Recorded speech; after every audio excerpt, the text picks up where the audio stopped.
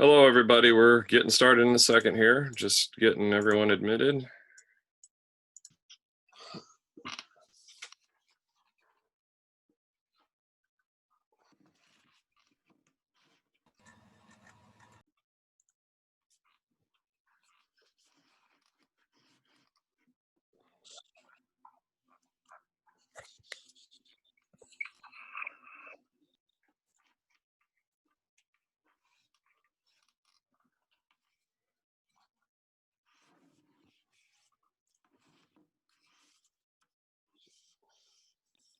Hey, Dr. Johnson. Yeah. Hey, so I read your email about the APUSH, the weekend homework that I sent you probably like 4 or 5 days ago. Yeah. I realized what I did. I don't know how. I mean, this is going to sound really stupid, but I accidentally clicked on the most previous one that we did, and I answered the questions, but for the first one. So I sent you work for the so you could see that I did the first one. Okay. But I just did last week, and I just sent it in. I Okay. realized that those papers were meant for this week, so I just sent that through and just making sure you got it. I actually see it. I have my email open and I see it, Josh. So you are good to go. Yeah. Okay. So later tonight, after I get off work, I plan on doing the other one. So I'll probably have that ready for you by like 12 tomorrow. Okay, cool. Yeah, so I'm just trying to get, everybody up to where they want to be before we end the quarter. So yeah, Okay. totally with you, and anything I can do to be of help, just let me know. Yes, sir. Thank you. Yep. All right. Just getting attendance done here.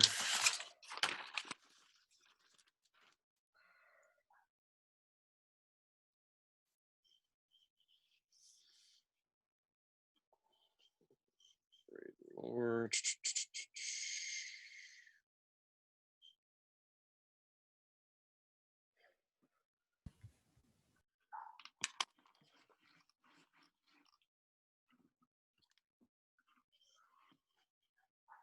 bunch of people still joining us.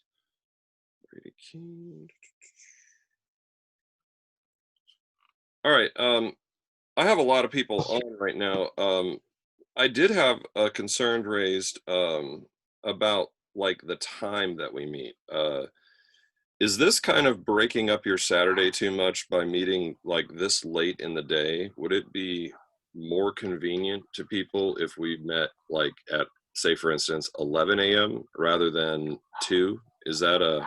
Yes. Yeah, 11 would be a lot better. Yeah, that'd be a lot better. I literally woke up at 11:59 today, so.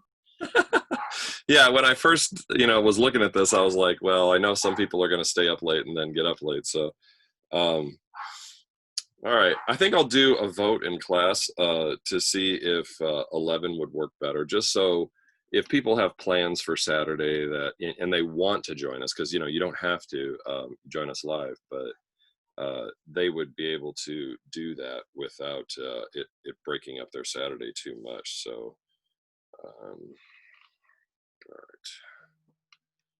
Let me just get a couple more names here.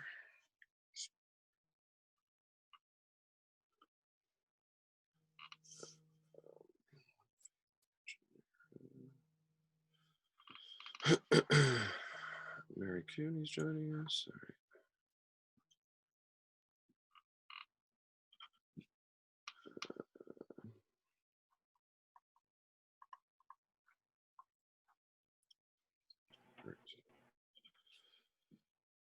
Jacob Mann. Jarrett Rainey's here. All right. Josh Chechi is here.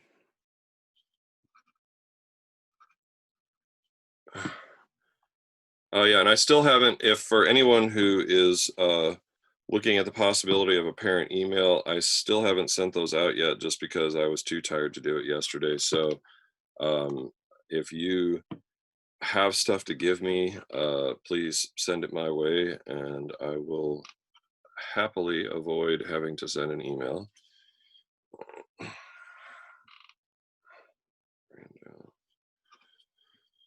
Scott Wilson. Alicia. Okay. All right. And I believe where we left off, if I can. Oh, there's Zach. All right. Dr. Johnson, Yes. I just had a question. Are we going through the Declaration of Independence and the Constitution today, or are we doing the notes today?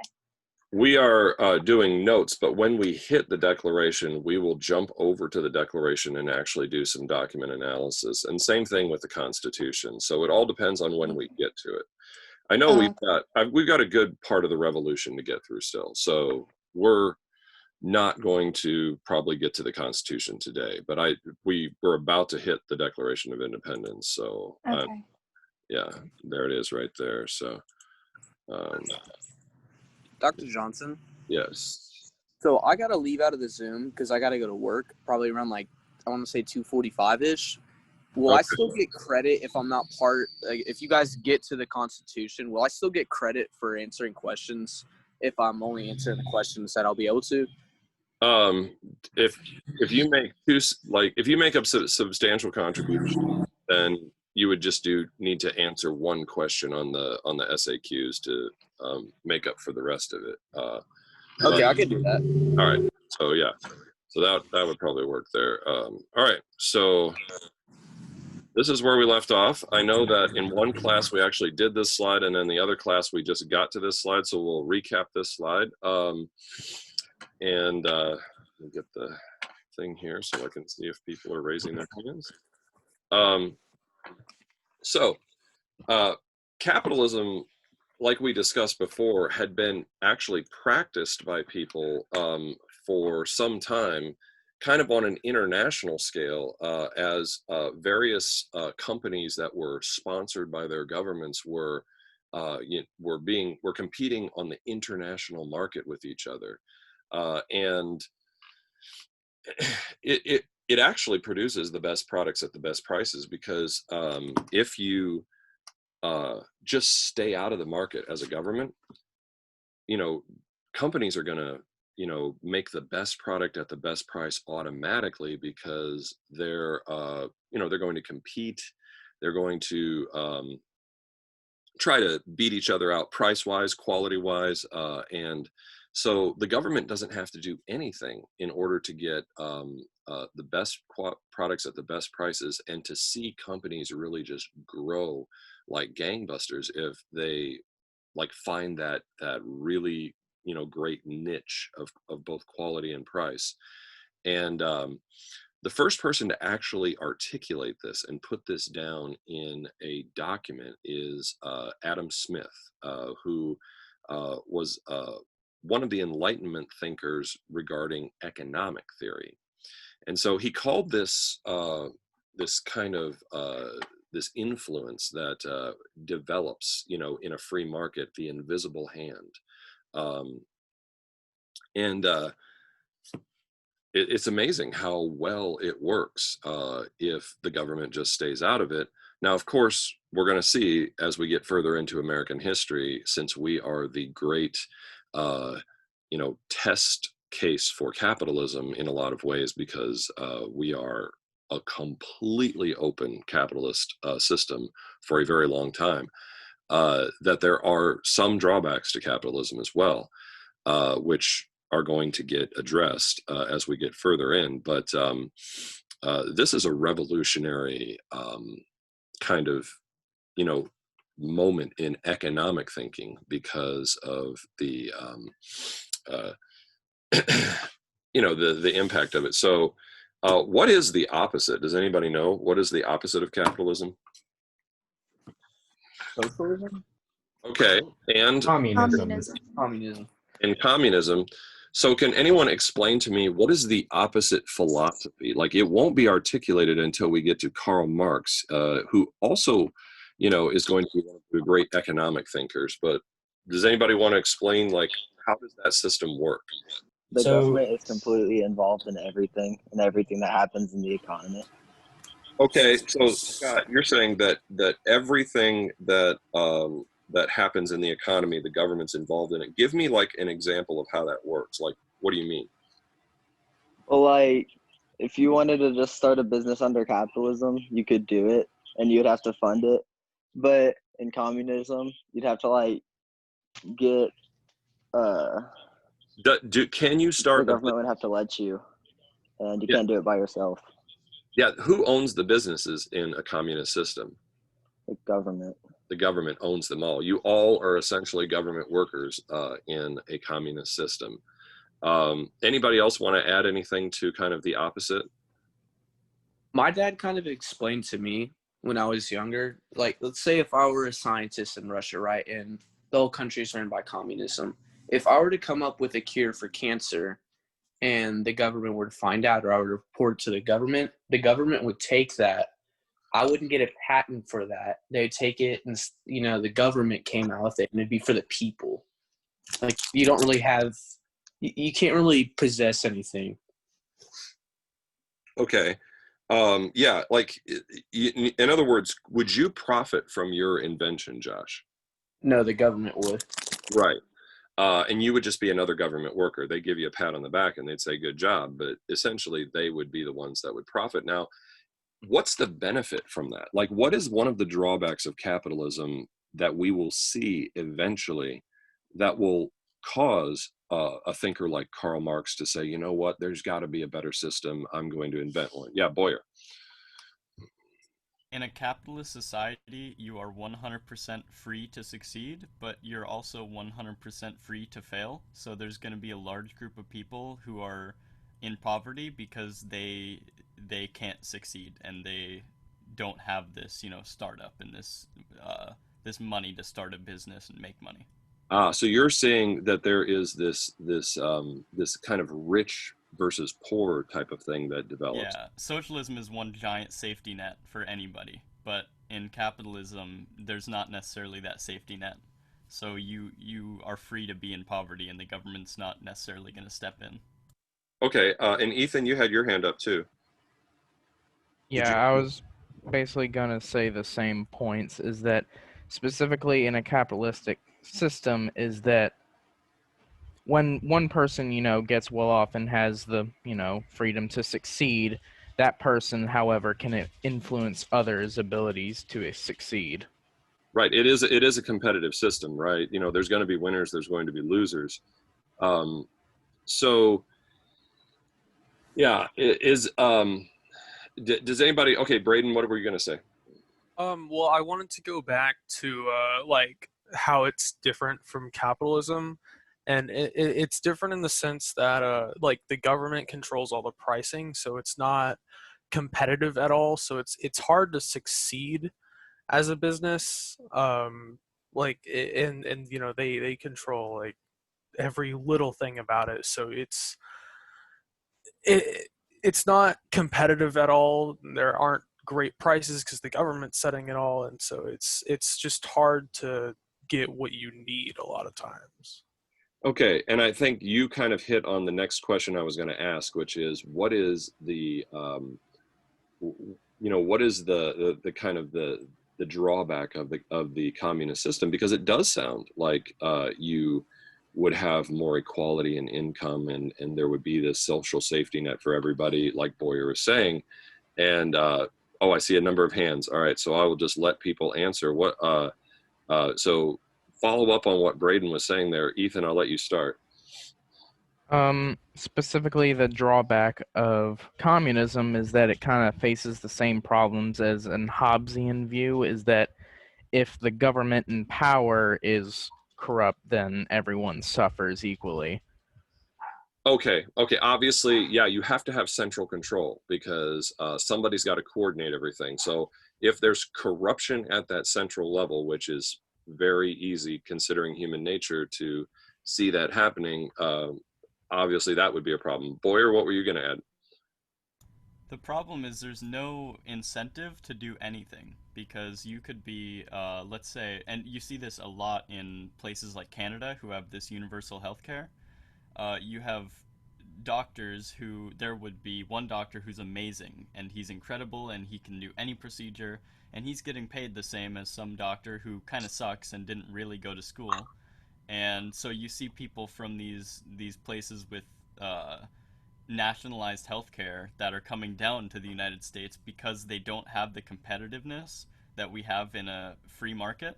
So the quality is very poor, but no matter what the quality is, they're getting paid the same. So they have no incentive to be better or go to school.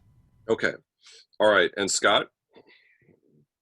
So everyone would be equal, but if everyone's poor and everyone's suffering, then it's not good.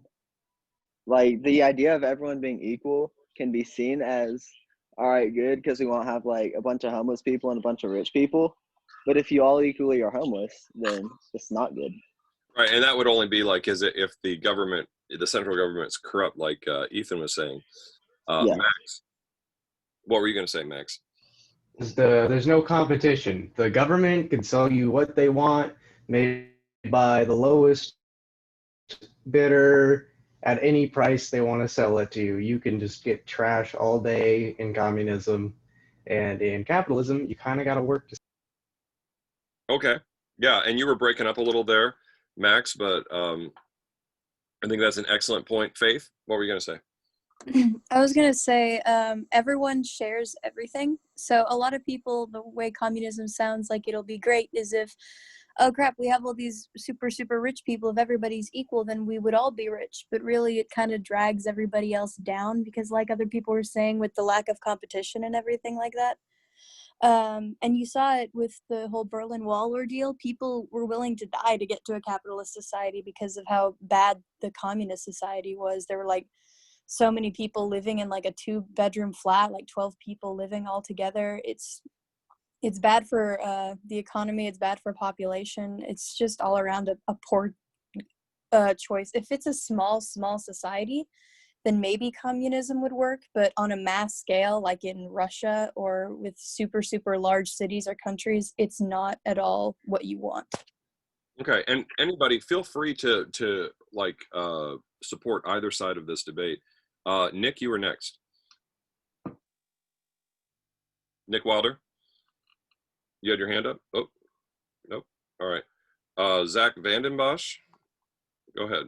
You had your hand up, or did? Okay, so I also see that in a communist society, it is like way easier for the government to force feed propaganda because in capitalist societies, when you're free to own businesses and like monitor prices on your own, it's more easy to form your own opinions and like biases towards certain things. But in a communist society, you don't really have any freedom to think on your own. So you're going to be getting like spoon fed things by the government. Okay. Ethan, you had your hand up again?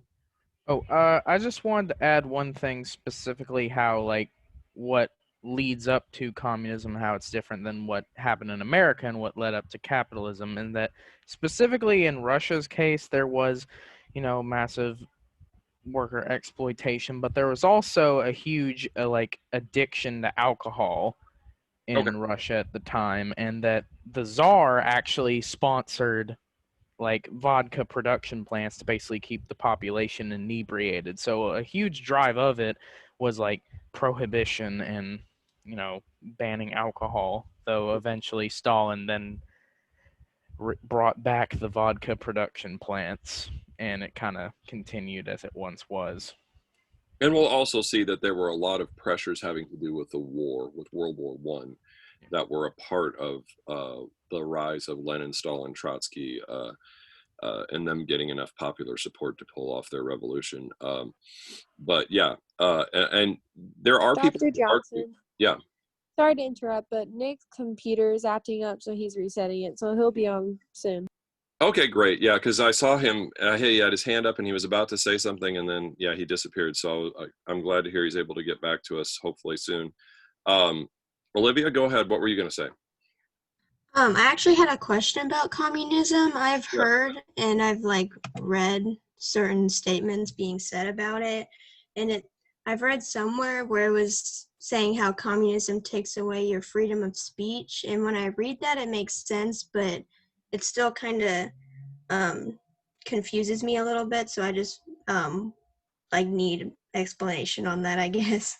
Okay, and we're going to get further into this because this is another one of those fundamental debates about, like, do you trust people or do you not trust people, so to speak, in a state of nature? Kind of like what we were talking about with Hobbes versus Rousseau. Um, so, a communist society, they believe that, or I guess you could say Karl Marx, the Marxian view would be that people are basically good, and when it comes to economic decisions, they're going to look out for not just themselves but for everybody else too. And Smith is saying the opposite. Smith is saying that people are basically bad, and that it's basically that people are greedy and they're always going to do, kind of the greedy thing for themselves. And so let's harness that greed. And so, Olivia, your question is going to be answered as both of these systems are implemented by countries. um, do people behave badly or do they behave well? And if your system is set up on the premise that everybody is going to behave well, then, you know uh, if people don't behave well, if they behave badly, then you have to shut them up in order to kind of promote the system and keep it going. So, it kind of goes back to that same debate that Hobbes and Rousseau are having, except it's based on economics, not politics. And that's, I know, a very kind of short answer to a long question, but we'll get further in as we discuss that. Dylan, what were you going to say? In communism, doesn't the government officials usually end up rich and corrupt? Right. So it goes back to what someone was saying earlier about how you have to trust those people at the top to do the right thing, because they have all the power. Because somebody has to run things, somebody has to manage this centrally planned economy. And if they're corrupt, then they're not going to do the right thing. So that kind of goes to what what I was trying to say to Olivia as well is, um, oftentimes these centrally controlled governments don't do the right thing. And Faith, what were you going to say? I was just gonna say that in Russian communism, there were a lot of spies spread around because if your rights of free speech were infringed, because if someone who you think is your friend actually turns out to be a spy and you say something, and even if you don't really mean it with like ill intent, you just say, man, this communism stuff sounds kind of bad, and they report that to their higher ups, there's like a 90% chance that you would be found dead in the morning. There were a lot of people that were killed Right. Or you'd because go they off, spoke out against communism. you'd be sent to a gulag where you'd be dead within a week or two. Yeah. Yeah. All right, we're gonna end this conversation about this with Boyer and Zach. So Boyer, go ahead. There's a lot of people who think that secretly Vladimir Putin is probably the most rich man in the entire world right now. Yes. Actually, Um, there's like a visual capitalist did a thing of the richest people in the world, and he's the top person. yeah. And so during like Soviet Russia times, I mean, Soviet Russia was terrible. It was there was Moscow, which was rich and prosperous and where everybody was let to go to, and then you couldn't leave the city because everything else was slums and awful and people were starving and there was no food anywhere. And I mean, there's lots of stories. One Pulitzer Prize winning journalist from, I think it was the New York Times, was paid by the Soviet Union to cover it up and told everybody how great and like a paradise the Soviet Union was. So nobody really knew what was going on in a communist society then. Okay. All right. And Zach, what were you gonna say? And Nick, I'll let you speak too since you're back with us. Okay, so I can kind of answer Olivia's question in that in communist China, like right now, they have banned several social media apps such as like Instagram, Snapchat, I believe Twitter as well. And they have banned those apps because they don't want people like talking about how against the government. They don't like it when people speak out against the government. It's the same with North Korea as well. They have banned all those types of social medias and stuff, and they have their own types of social media, such as I think WhatsApp and TikTok even came from China, and that was supposed to be just their thing. Was that's how they talk to each other. Okay. All right. So that's how the government is very limited towards speaking out against the government. And just a note on that, we'll get to this like later in the year. China practices capitalism now, but still claims to be communist. So really, in a lot of ways, Olivia, it's the fact that a lot of these communist countries tend to be dictatorships, and dictatorships don't like it when you try to criticize them. And there's this ideological conformity that there must be maintained. And Nick, what were you going to add? Nick Wilder, is your mic open? Yes, sorry. My computer earlier just completely shut down all of a sudden when I was about to make my comment. But I was going to ask back to what Boyer was saying earlier about the doctors. Can they literally just like become doctors without veterinary or a medical license? Is that a genuinely thing that they can do in like Canada that you know of, or? Because that's just malpractice if like you're saying that they can like just be a doctor and just like have worse but still get the same care. I don't think that would be allowed, would it not? They don't need to go through as extensive of education. Like, they can get the position, but there's no incentive to go on to get higher education. I mean, like there's a base minimum, I suppose, that would like be involved with that, would it Yeah, you'd have to not? get the Yeah. minimum, but you would have no incentive to get higher education to go into more serious Like specialized profession. field, you Yeah, mean? exactly. Okay, that makes more sense. Thank you. All right.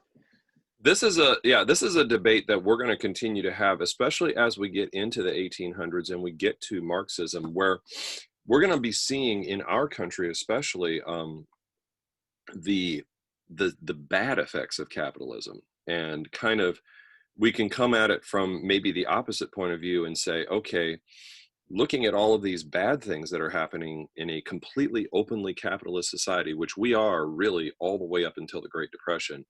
Um, are there some legitimate points that communism is making about, maybe there should be some changes made here or there? But yeah, I mean, I think a lot of you are kind of hitting on, that historical, every time communism has been tried historically, it has not worked well. And some people say that that's because it wasn't tried in the right way. And others say, well, it's because it doesn't work, and capitalism does work. And it goes back to that fundamental: do you believe people are basically good? Do you believe people are basically bad? And notice my quote here from Adam Smith. It's not from the benevolence, the good nature, so to speak, of the butcher, the brewer, or the baker that we expect our dinner, but from their regard to their own self-interest. So it's one of those debates that we're going to continue to have, and we're actually going to talk about a book that Marx wrote called Das Kapital, where he predicts that capitalism will one day self-destruct as well. So it's a very interesting kind of conversation about economics. And then, are there ways that we can curb the excesses of a system and still have it function, and et cetera? So we'll be coming back to that.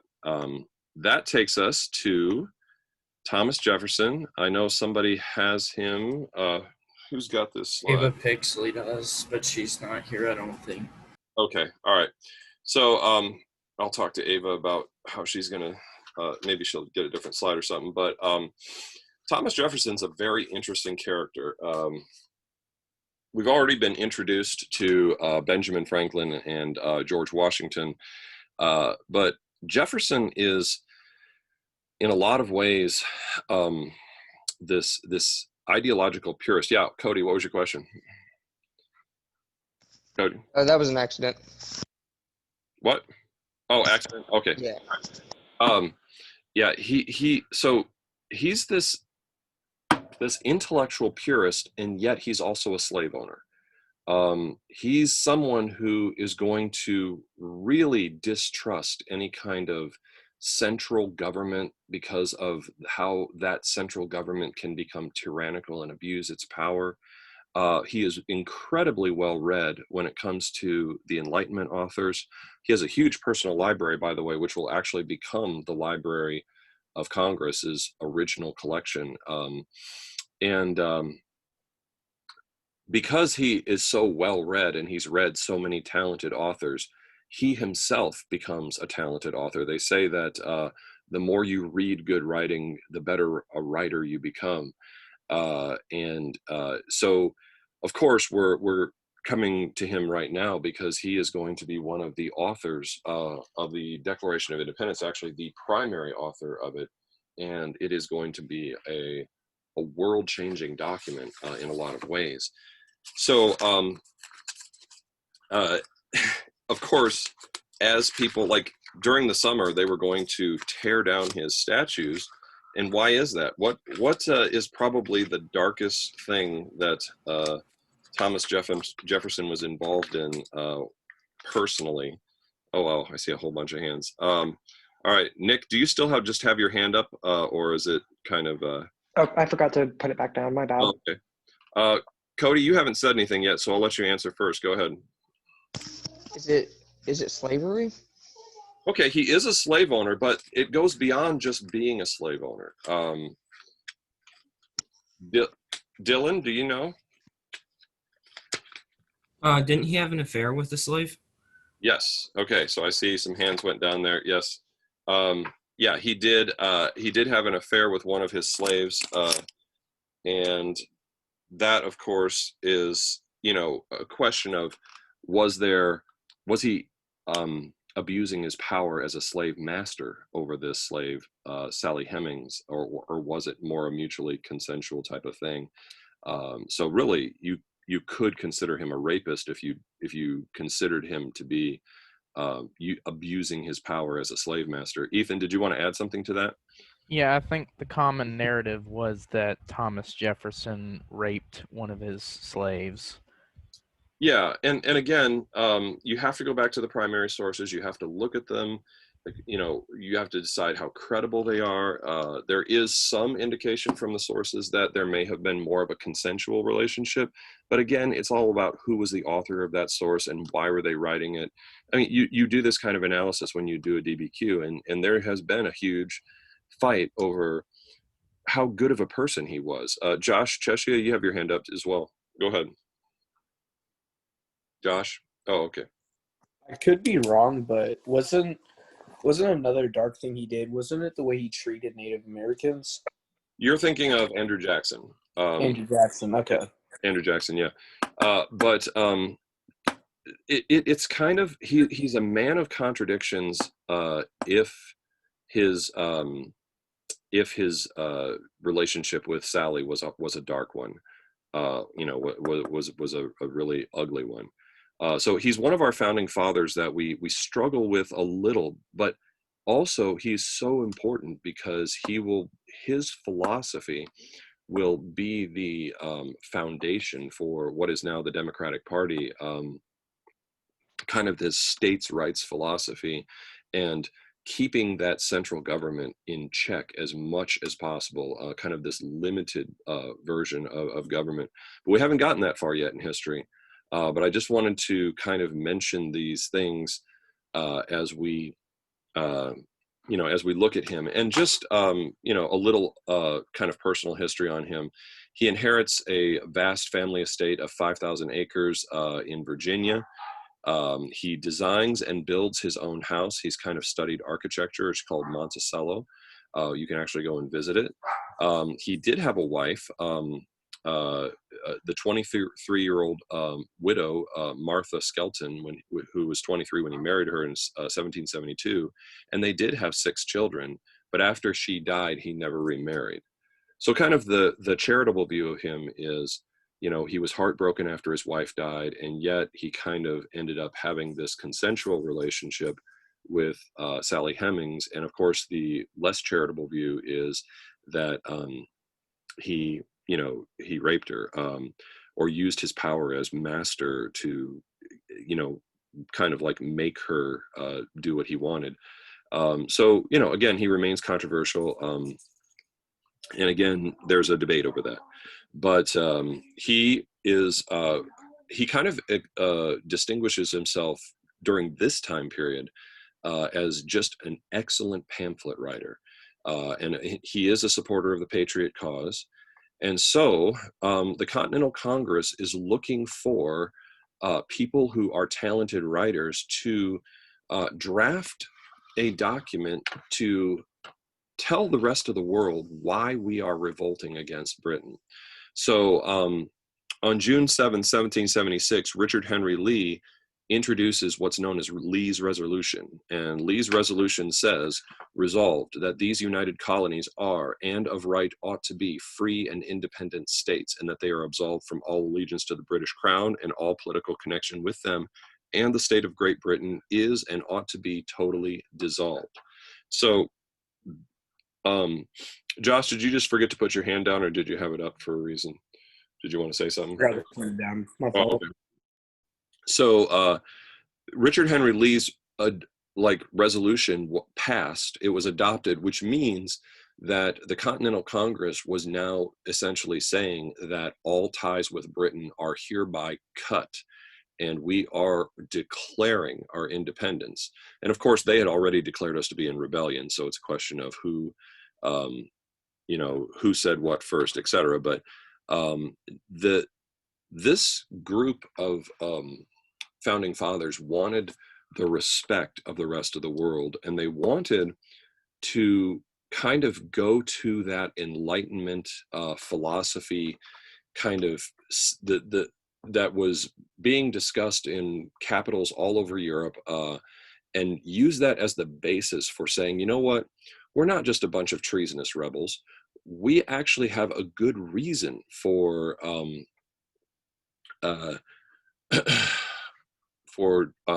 rebelling against the British Crown. And so they needed somebody who was persuasive in their ability to write.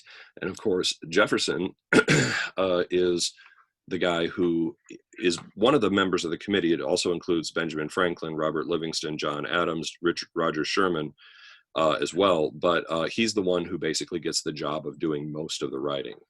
And so we want to take a look at this real quick, because this document here is going to change the world.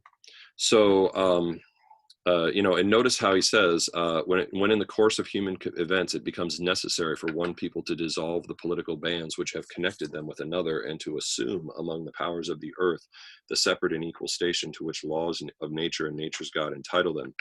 A decent respect to the opinions of mankind requires that they should declare the causes which impel them to the separation. So here's why, the declaration is being, issued. So he starts off with something drawn from which philosopher. By the way, if you have your highlighter and you're highlighting, I would highlight this sentence right here. We hold these truths to be self-evident, that all men are created equal, that they are endowed by their creator with certain inalienable rights or unalienable rights, and among these are life, liberty, and the pursuit of happiness. So who is he drawing that from? Anyone? That was John Locke. John Locke, yes. John Locke is life, liberty, and property. But of course, and he has this incredible poetic ability to write just very stirring, to take an idea and write it in a very stirring way. And so why is this? Yeah, and Nathan, go ahead. What were you going to say? I was going to ask, so it says that they're endowed by their creator. At this time, was atheism, was it not that common? So whenever they would say religious freedom, that would be for religion, but not like atheism? Okay, that's actually an excellent question. Pretty much everybody is religious in the colonies. Okay, so you're going to be hard pressed to find an atheist. Now, the people who are kind of the religious rebels in the colonies against Christianity are what we call deists. I actually believe we have a slide coming up on the deists, and they believe, and I mentioned this in one of my classes, but they believe that there is a God, but he's kind of like a clockmaker. He he creates the universe and sets it in motion, but he doesn't interact with people. He's not the God of Christianity. So actually, among our founding fathers, does anybody know who is the most prominent deist? Or actually, two people we've discussed already. Who are the two most prominent deists? Anyone? Dylan? Would Benjamin Franklin be one? Benjamin Franklin is one, yes. Okay, heavily influenced by Enlightenment authors over in Europe. Anyone know the other? Yes. Zach? Would it be Thomas Jefferson? Thomas Jefferson is going to, yes, also be a deist, but he's also a little less on the deist side than some others. The other big one who we discussed already in class is what? I wanted to say Alexander Hamilton because No. he was raised differently, but I could be wrong about that. Well, actually he might be. I can't remember on him exactly. Jacob? Was it John Adams? No, John Adams is big time Christian. It's Thomas Paine, the author of Common Sense. So Nathan, to your point, when Thomas Paine will later try to promote deism. He will actually write a pamphlet which promotes, and he is actually an Anglican minister who kind of becomes disillusioned with Christianity. And when he does, he will be booed out of the colonies. So like his popularity goes way down, and he kind of loses his standing that he previously had because of his authorship of Common Sense. So it's an excellent question. And actually, if you're looking for a straight up atheist, probably the closest person I could point you to who's contemporaneous to all of this is Baron de Holbach over in France, who will become a prominent member of kind of the French Revolution, glitterati, you could call them. And so, yeah. Now, of course, so just remember that a lot of our founding fathers are Christian, and if people were deist, they would kind of keep it to themselves. Jefferson's an interesting, yeah, I do remember Alexander Hamilton having some deist tendencies, but Jefferson is an interesting kind of figure because he writes his own version of the Bible.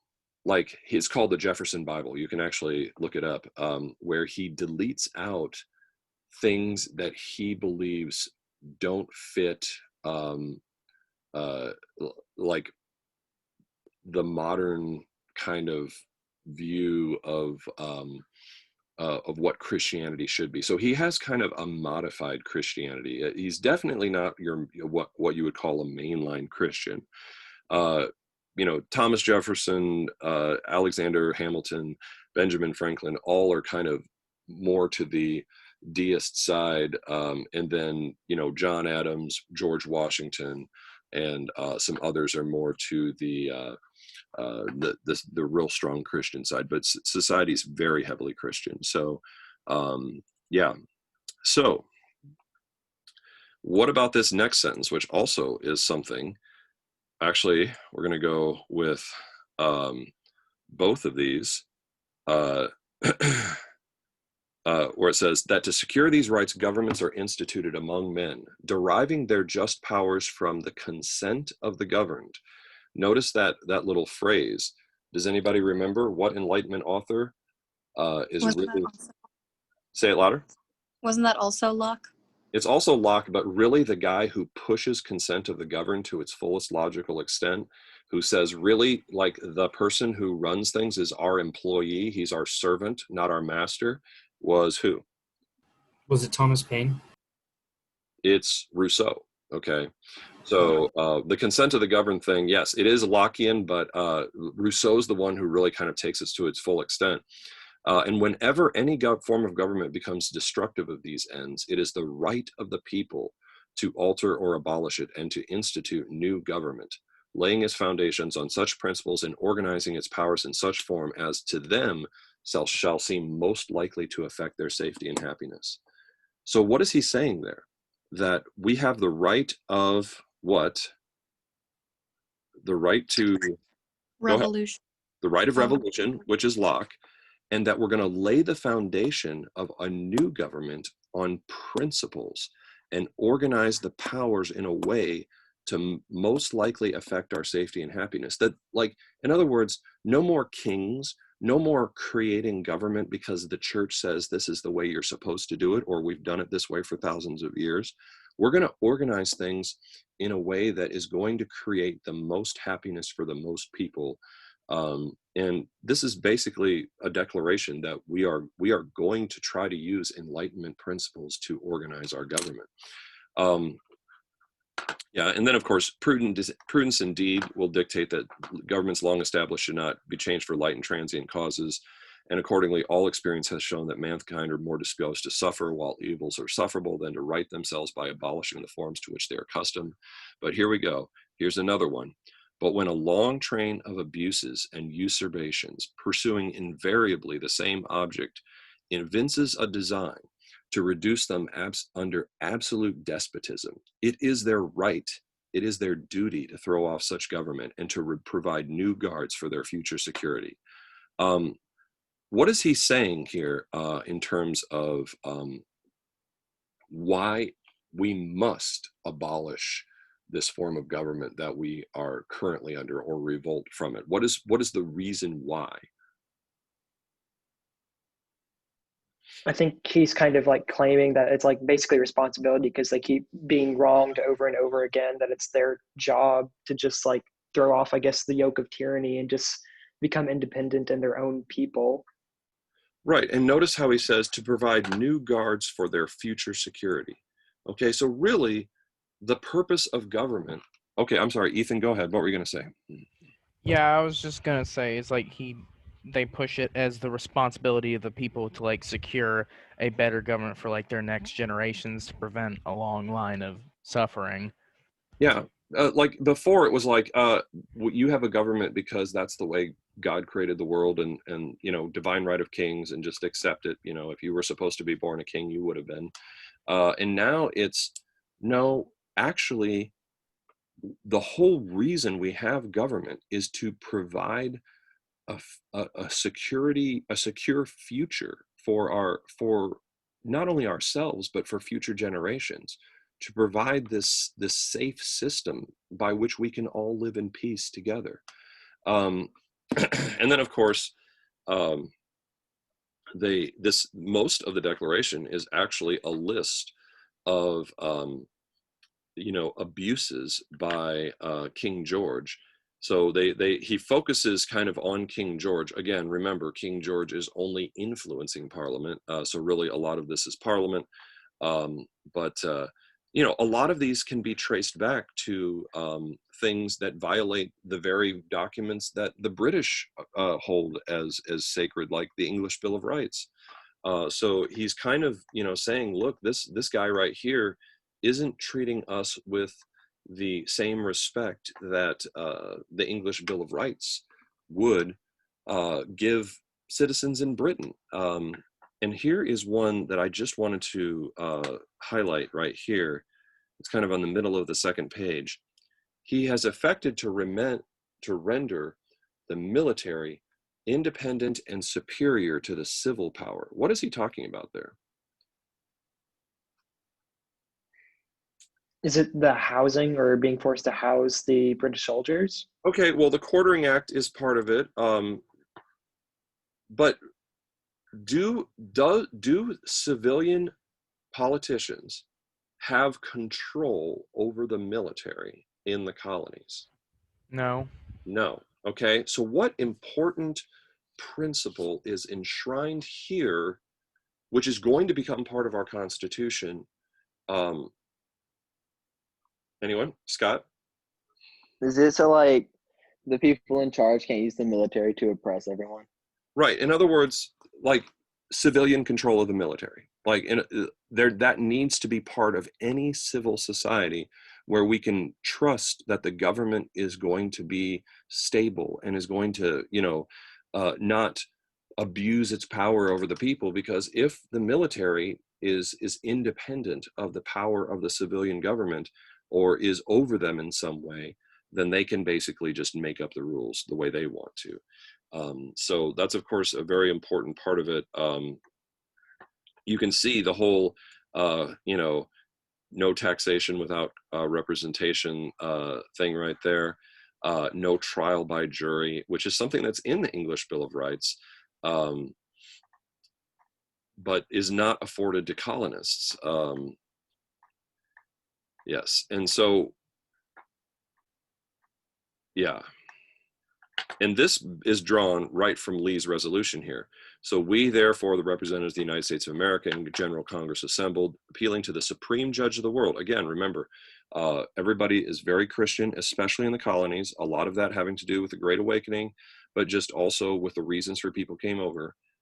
Appealing to the supreme judge of the world for rectitude of our intentions, do in the name and by the authority of the good people of these colonies, solemnly publish and declare that these united colonies are and of right ought to be free and independent states, that they are absolved from all allegiance to the British Crown, and then all political connection between them and the state of Great Britain is and ought to be totally dissolved, and that as free and independent states, they have the full power to levy war, conclude peace, contract alliances, establish commerce, and do all other acts and things which independent states, notice how he says this, independent states, meaning what? What is his vision of the future for our country? Is it that we would be one country, or that we would be what? That everybody is An alliance independent unto their own state. Yeah, each state is an independent country. Virginia is going to be an independent country, but there's going to be this confederacy, this alliance that they all belong to. That's his vision. Faith, what were you going to say? I had a question about, is it martial law where like the government can impose military in a specific place? Right. Yeah. So, What's up with that? Is that not constitutional? Or well, in times of rebellion or insurrection, the president does have the power to impose martial law. And actually, President Lincoln does that during the Civil War. He just like shuts down the state government of Maryland. Because if he hadn't done that, and Maryland, which had a lot of slave owners, had left and had joined the Confederacy, Washington, D.C. would have been in the middle of the Confederacy. So he just says, insurrection, I have the power to just shut down this, and just come in and establish martial law, which he does. So yes, the president does have that power, but it's only in times of rebellion or insurrection. Or I think invasion is another one. I'd have to look at the language again. It's been a little bit since I read it. Yeah, so, and again, and support for this declaration with a firm reliance on the protection of divine providence, we mutually pledge to each other our lives, our fortunes, and our sacred honor. Everybody knows that when they sign this document, they are basically saying, we are committing high treason against Great Britain. Here we are. Here's the list of people that you will want to hang later if we lose. So this is like do or die. I mean, everybody who does this is putting their life on the line, and basically betting everything. Now, of course, what signature?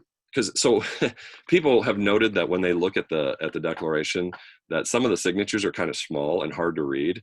It's like, oh yeah, yeah, it's kind of hard to read that one. Maybe they won't read my name very well. So if we lose, that they won't be able to tell who it was.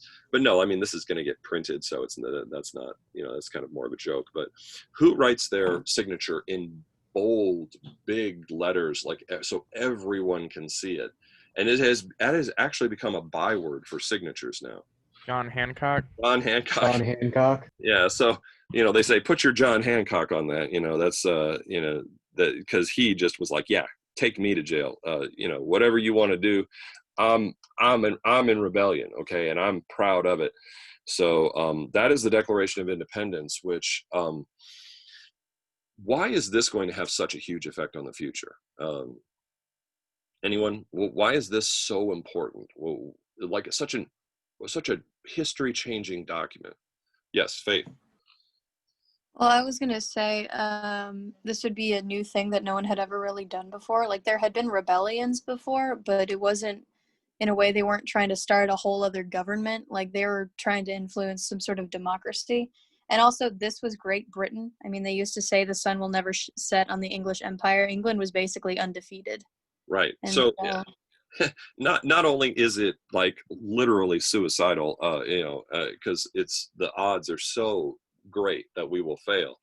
But you're right. If we are starting something new, like in the Declaration of Independence, he affirms what Thomas Paine said in Common Sense, that we are going to base this government on a system that is going to affect our future security. We're not going to go with what has been done for 1,000 years just because it's been done for 1,000 years.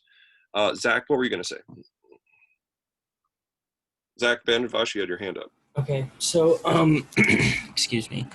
Going along with what Faye said, it had been a new idea, but also there had been rebellions, but none this organized, none to this degree of lengths that people are going to separate themselves from the, I guess, tyrannical power controlling them.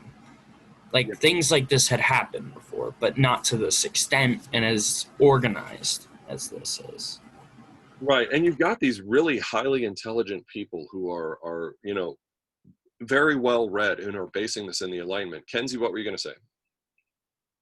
I was going to say it was an example to stand out for things you don't agree with, and it was kind of the like big thing to look after, I guess, for the future. Yeah, it's like if we succeed, if we pull this off, other countries are going to be looking at us. And maybe the people in those countries will look at what we did to, the control that was exerted over us by a tyrannical king / parliament. Maybe they will be thinking about what they might be able to do.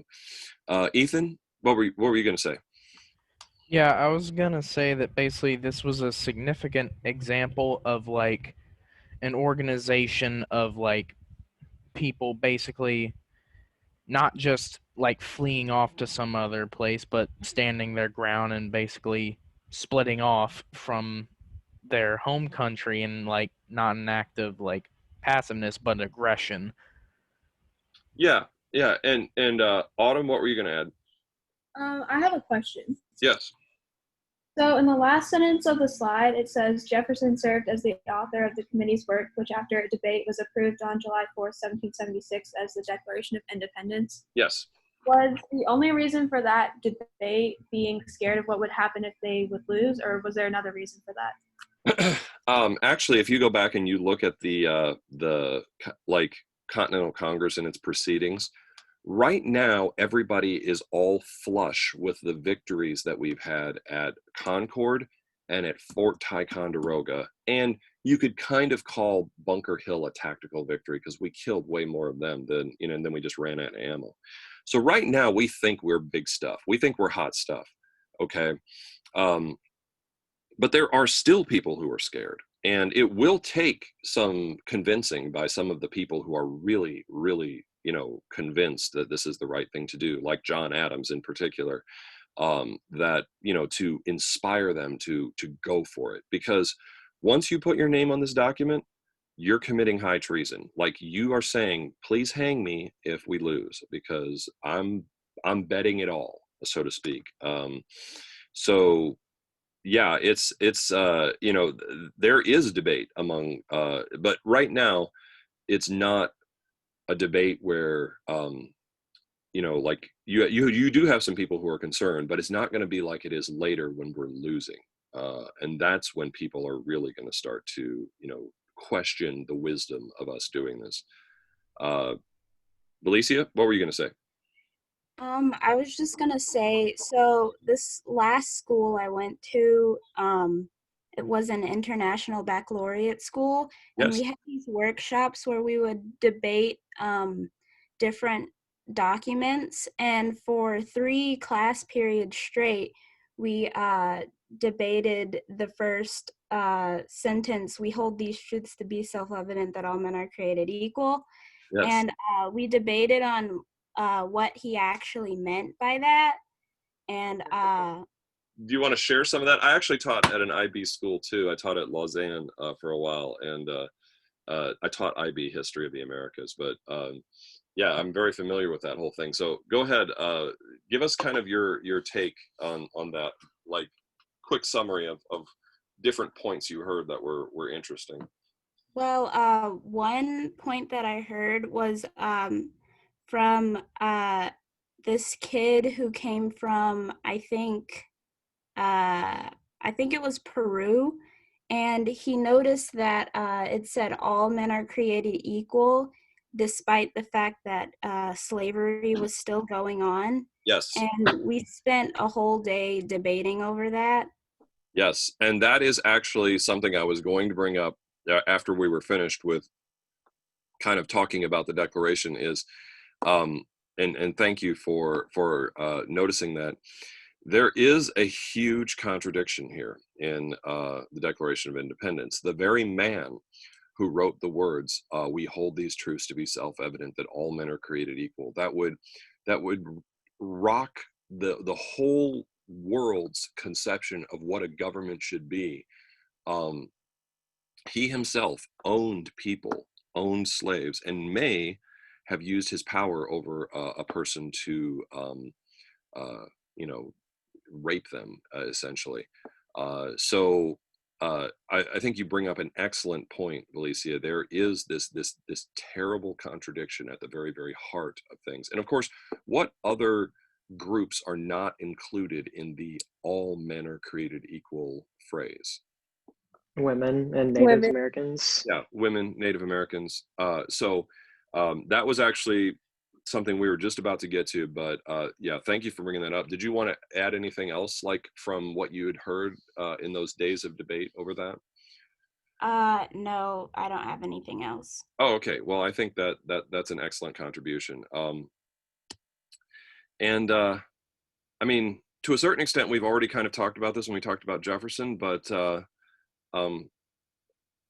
you know, does this completely disqualify the Declaration of Independence and Jefferson from all, you know, claims of having, you know, relevance towards the stride, you know, to get human rights, to have a more enlightened society where we don't treat each other savagely like we did back in ancient times? Does it disqualify him or not? Does it disqualify the Declaration of Independence or not? I think that's a debate we're still having, but does anybody want to give me their 2 cents on that? Kenzie, go ahead. Yes, I feel like his intentions were not for everybody, but everybody, I guess, after that took that as everybody. But his intentions weren't the same as everybody else's when time passed on. Okay, so kind of he was thinking all white men at the time, but later on people took those words in a more universal sense, is kind of what you're saying? All right, Yes. Braden. I think that it, like, the fact that he's saying it, like, and it's so contradictory, like I forgot how you phrased it, but I think it invalidates him feeling this way. But I think that since the document's kind of not just his ideas, it's the entire Continental Congress coming together and kind of saying this is what we want. So while it's invalid for him to say it, it's not necessarily invalid. Like, the document itself isn't invalid because there are a lot of different people's ideas going into this, and so it's kind of like a culmination of people who may actually feel that all people are created equally. Okay. Boyer, what were you going to say? I don't think he was just writing it for men. I think when he says man, all throughout history, we've used the term man as, you know, like your fellow man, everybody, people on the earth, human beings. I don't think it's just saying only men are created equally. I think he's putting women and all people in that category. Okay. All right. Faith, go ahead. I don't think it invalidates it. I'm not trying to defend him in any way when I say this, but slaves weren't seen as people, I guess. So I think that's what he was thinking. But I agree with Brady and Boyer when it's probably invalid for him to say that, but again, this is the combined ideas of pretty much every signature that's on this page, you know, like everybody basically agreed with what was said here. And Jefferson was the primary writer, but it was overlooked by everybody else and they were agreeing with it. But and I agree with Boyer when he was saying like man is usually used in an all sense kind of thing. Yeah. So Okay. And but just yeah, the remember, slave issue is probably that. Sorry. yeah, to Braden's point, just remember that there are people in the Continental Congress who very vehemently disagree with slavery, like for instance, people who are Quaker, who are representatives from Pennsylvania and others who, because of their religious beliefs, are just find slavery to be morally abhorrent. Jacob, go ahead. All right, so I was gonna say, like, the whole thing, like it says on the slide, even Jefferson was just the author. We don't know if he thought of every idea in the Declaration. So maybe, and also when they say all men are created equal, going back to the whole thing, when during the Constitutional Convention, this is going forward, they create the 3/5 compromise where a slave is only counted as 3/5 of a person. For the So purposes they of didn't even representation, right? For the purposes of figuring out representation for how many representatives you get in the House of Representatives. Yeah. Because the southern states had lower population than the northern states, and they didn't want to have uneven, I guess, because representation. So the 3/5 compromise, they didn't even view a slave as a full person, so they probably just overlooked that. And I bet one of these people might have been very vehemently anti-slavery, but it definitely invalidates it for Jefferson, but not the document itself. Yeah, I mean, Benjamin Franklin is not a fan of slavery at all. And, I think John Adams, also not a fan. And I want to say, I'm trying to remember if Roger Sherman was. I don't think he was. But yeah, excellent point, Jacob. Ethan, go ahead. Oh yeah, I had a question to ask. Wasn't it found that almost 90% of the people who signed the Declaration of Independence were slave owners or something? There's a lot of slave owners, yes. I remember is there were only 3 to 6 people who were not slave owners. I would on the whole wonder. list. I would wonder if it's really that extensive. There may have been. We'll have to look that up and talk about that next time. Yeah. Because there may have, I think, just looking at the composition of the northern delegations, you would think that there would be fewer slave owners. I don't know off the top of my head whether you're right or wrong on that, but we'll have to look that one up and come back and discuss that. Specifically wanted to say I think this is one of the cases where the ambitions and the goals they're trying to set they're doing it outside of the consideration of what social standards and social pressures were at the time. Yes. Yeah, and you have to remember that's very true. You have to remember that for the time, this was revolutionary.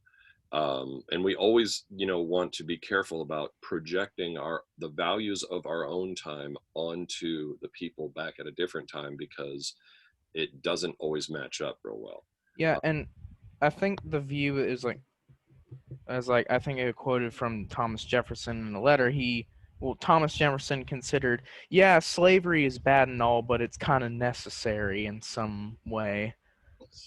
Well, I mean, we could argue a lot of things there, but it all goes back to why Virginia was founded in the first place. Why South Carolina, it's to make money. It's like the economy is a more literal and driving force most of the time than emotions.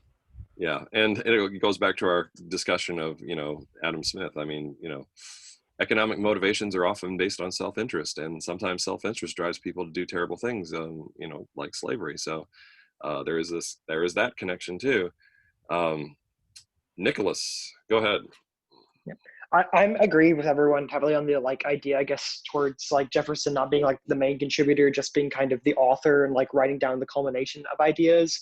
But specifically for the line all men are created equal, was at this time was men considered as humanity as a whole, or was that a development that came later in time with more progressive? Because I know now when people refer to all men, it's just humanity overarching. But at that time, was it just literally men in particular? Well, you have to remember, we are projecting our values on people back then. Mm-hmm. Back then, they believed that men were the ones who should be involved in politics, that men should run the world. That was a universal kind of belief. There were a couple of rebels, Olympe de Gouges, Mary Wollstonecraft, that emerge at this time as Enlightenment thinkers who say, no, women should be equal. But they are so few and far between. Even the more radical members of the French Revolution, who, again, that was kind of what I was hinting at, is that this will inspire the French people to overthrow their king. Even as radical as they were, and it, like liberal by today's standards, as they were on some issues, they wouldn't give women equality. So you have to remember that that was just kind of a universally accepted thing at that time, and nobody even like thought much of it. They just had kind of bought into this whole women, are too emotional, too frail, can't, handle world of work, can't handle politics, etc. And Mary Wollstonecraft would come along and blow that up and say, well, no, actually, we didn't get a chance to get educated like you boys did, and so therefore, as we get older, it seems like we can't handle it, but it's just we just don't have the educational foundation to handle it. So I think that's an excellent question, Nick. And I, just remember, when they say mankind, they do mean humanity, but they also have that prejudice that is just bedrock embedded. Like, it is going to take a lot to unroot that, from people's perceptions. Jacob, what were you gonna say? Jacob, man. Sorry, I forgot to lower my hand. Oh, okay. Nathan?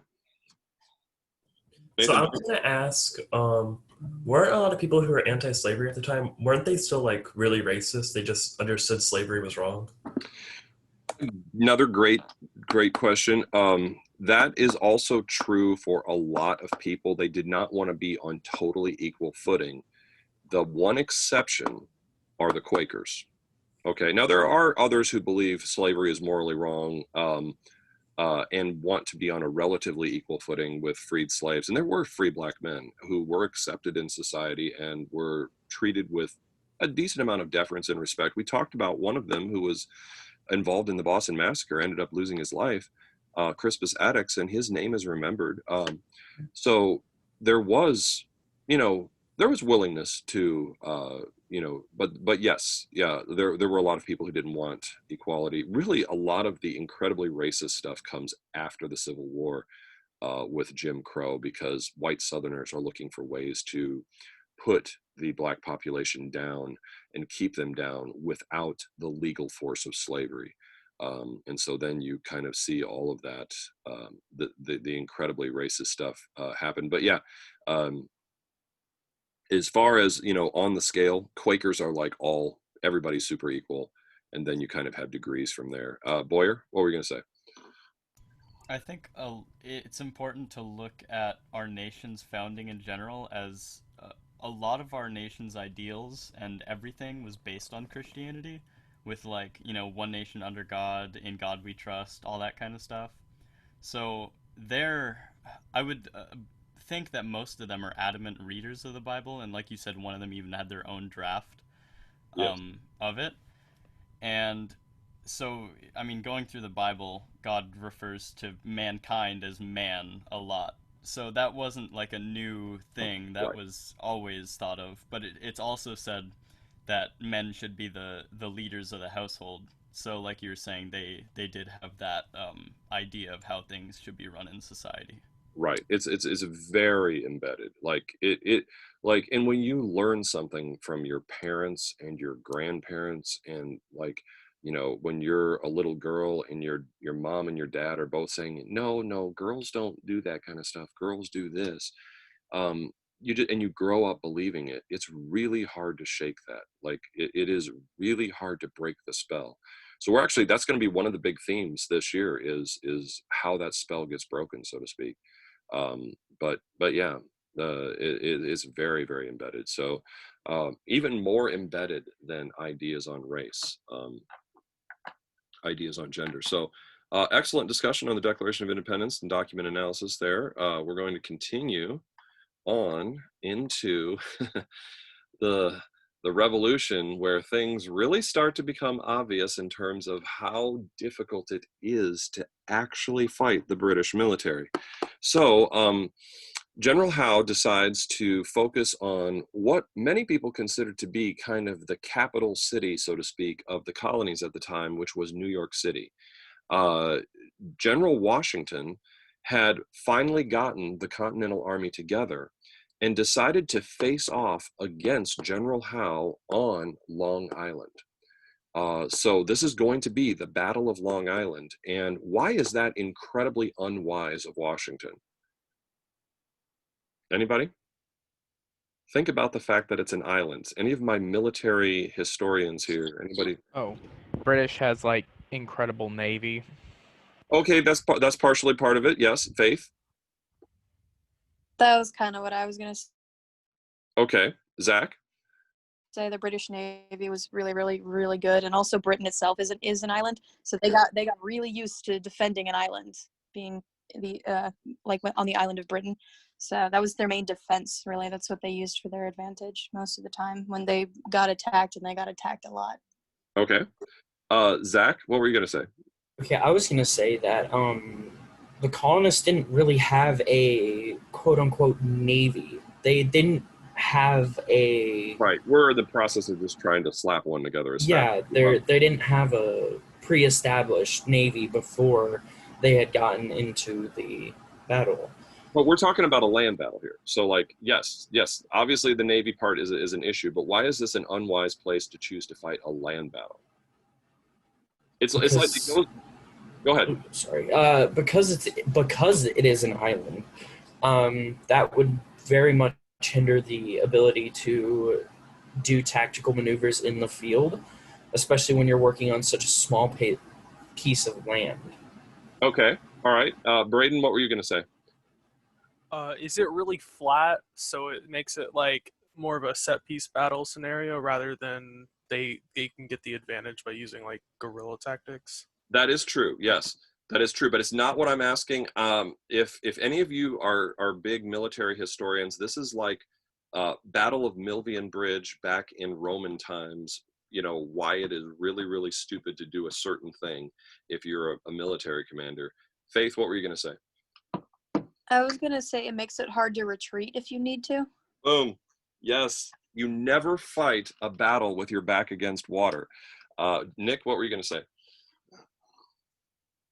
I was going to say that men kind of always fight hardest when they're kind of like backs pressed against the wall, and like they don't have an option to escape, and they're on the island. So yeah. Okay, so that you could make a counter argument there that would actually make them fight harder. So okay, but yeah, like that was kind of one of those maxims of military strategy that had been around since ancient times. You never fight with your back against a river, because if you lose and you're forced to retreat, you have this natural barrier that is going to prevent you from retreating. So literally the entire Continental Army here could be wiped out if this battle does not go well. And of course, they're fighting the best military in the world, especially when it comes to fighting set piece battles. So in the Battle of Long Island, the British, with their 22,000 British regulars, beat the Continental Army. There's 20,000 troops of the Continental Army, and it looks like it's the end. Like right at the very start, it's over. Like we're not going to be able to raise army after army. I mean, we just don't have enough men who are willing to fight to do that.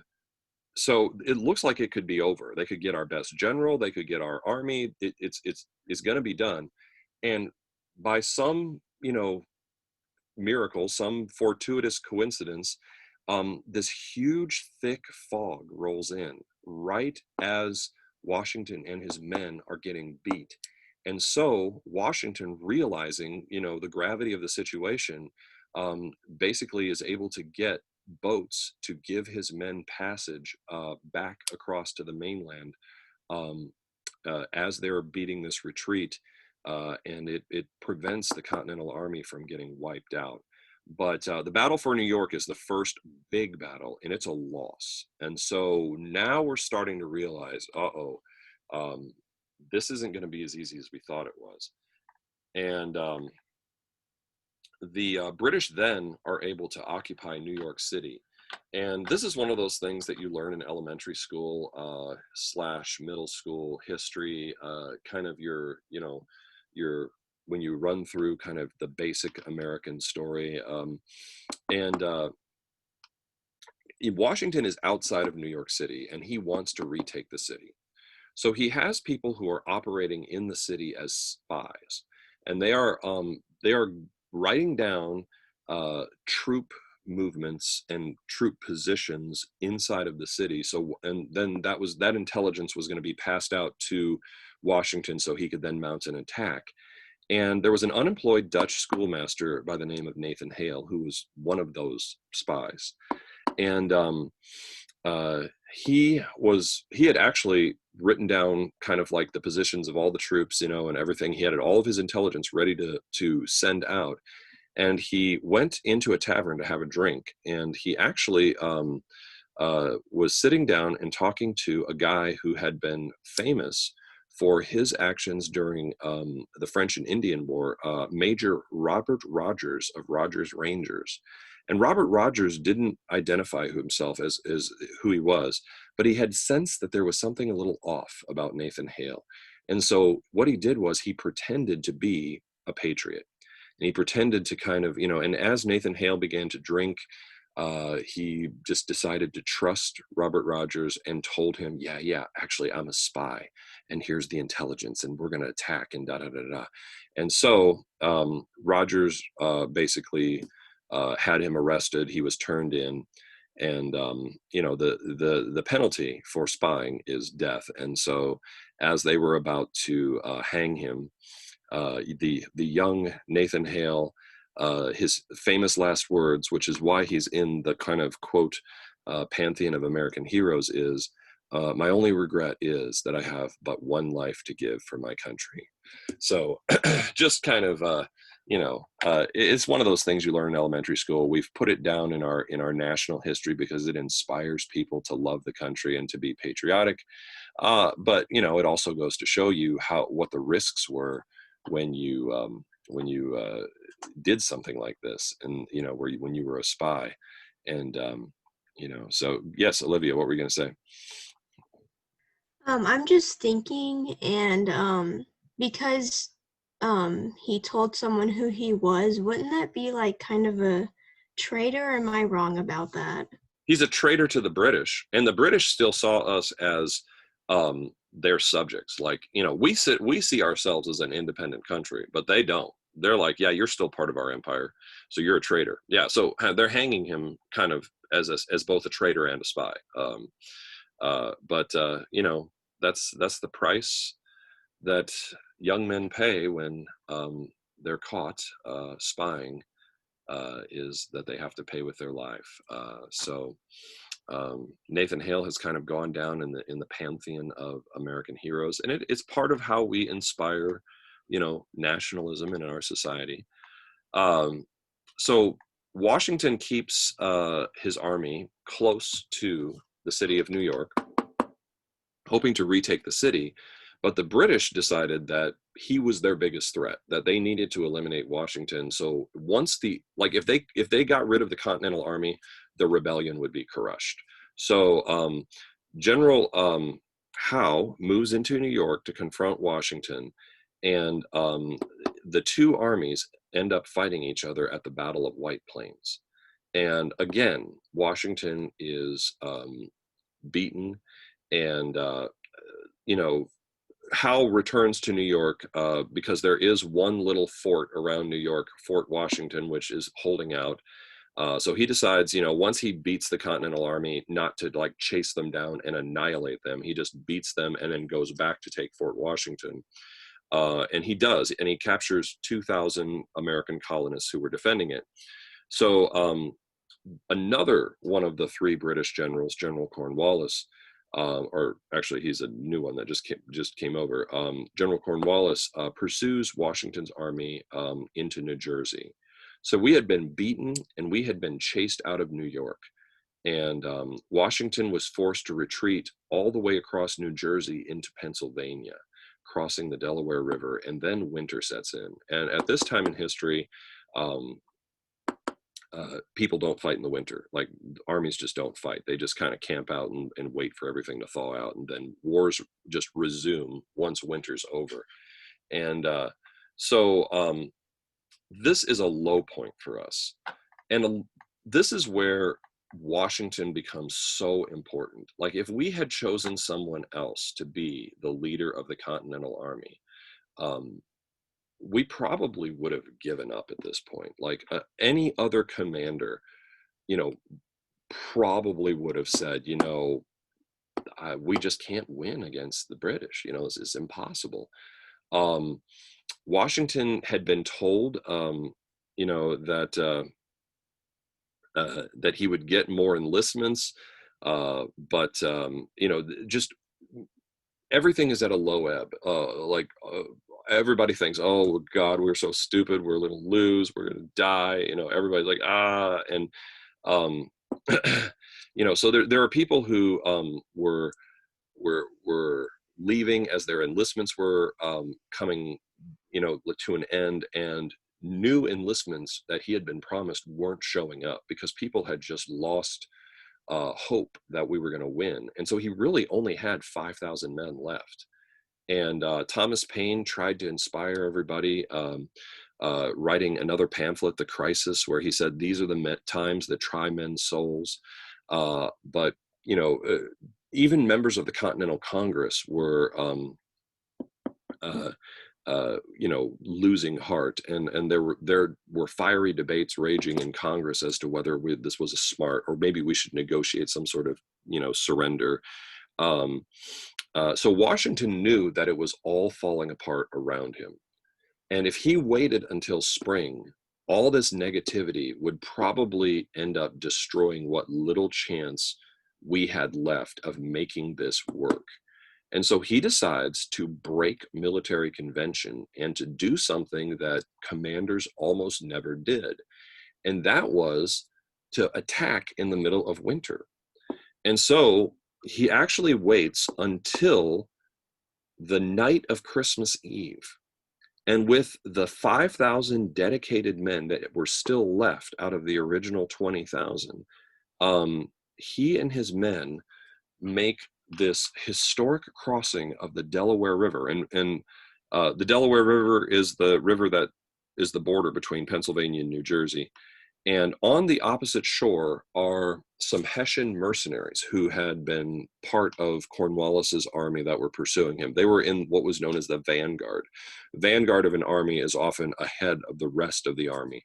So the rest of Cornwallis's army was actually wintering in a, I think was, I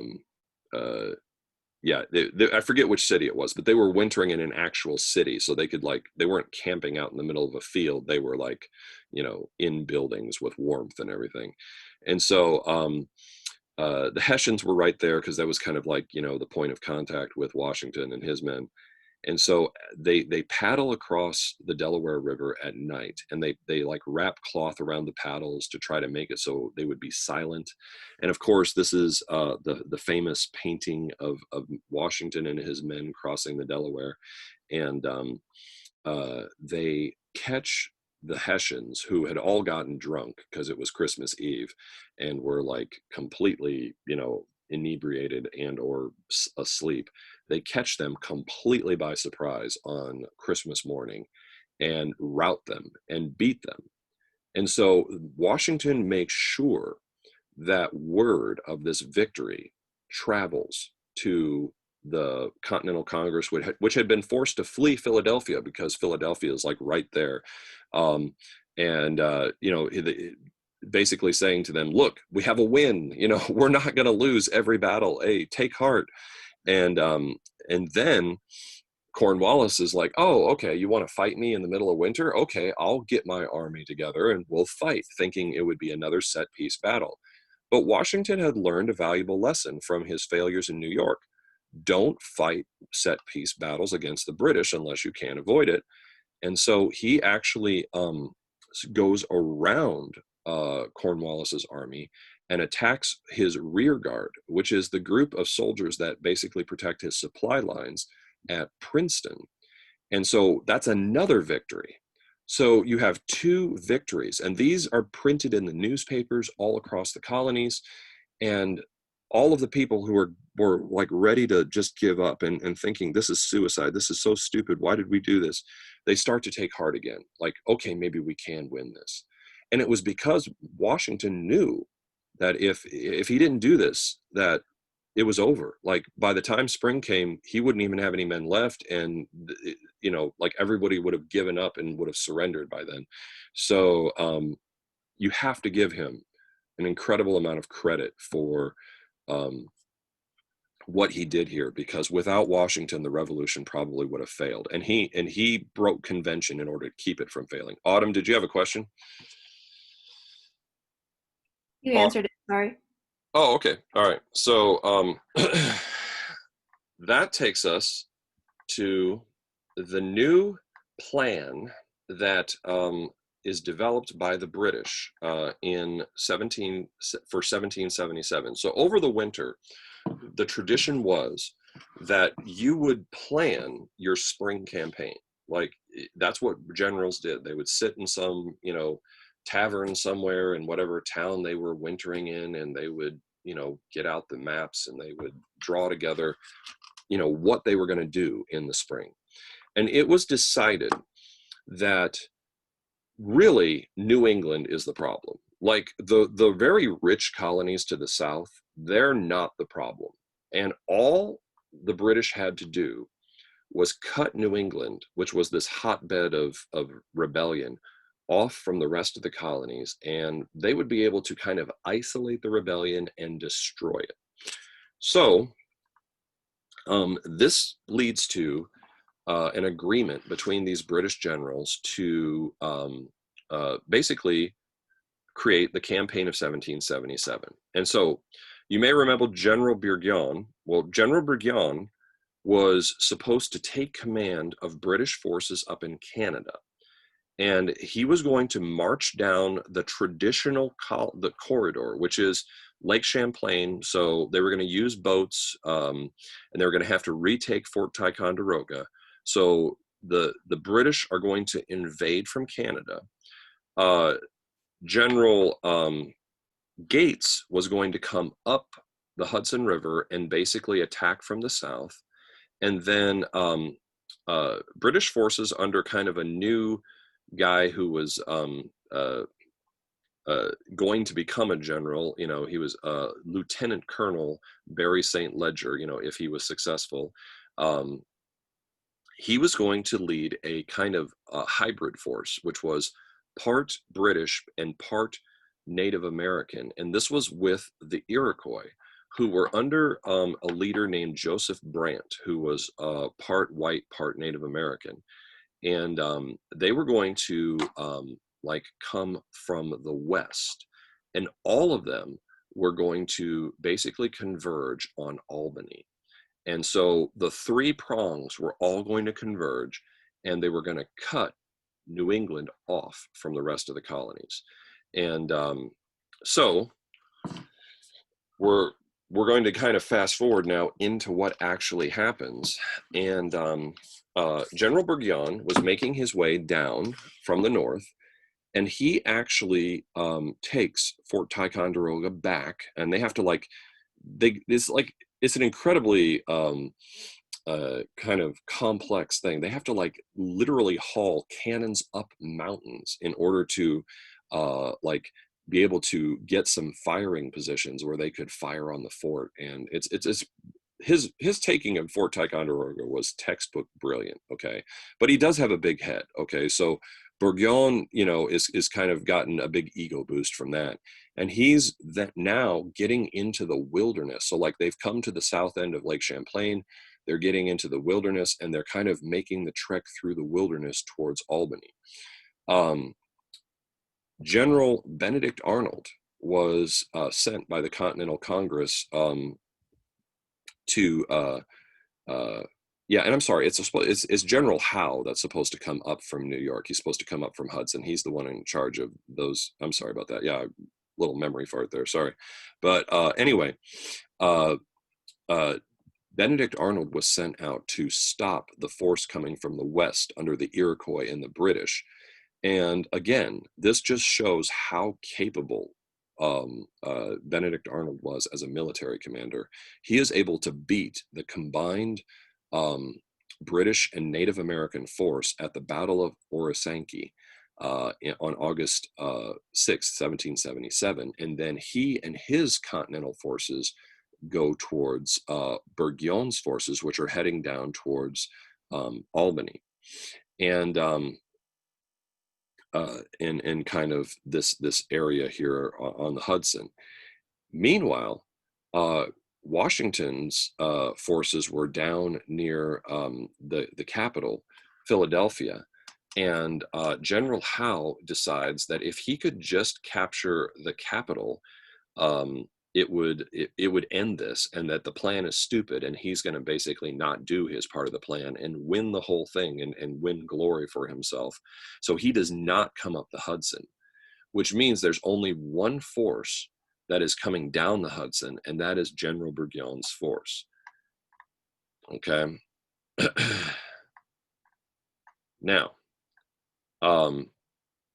General Howe, like I mentioned, was going to attack the colonial capital of Philadelphia, and Washington knew that he had to defend Philadelphia. It was the Continental Congress's capital, and he fights a series of skirmishes around the city, and finally they fight a decisive battle at Brandywine Creek in July of 1777.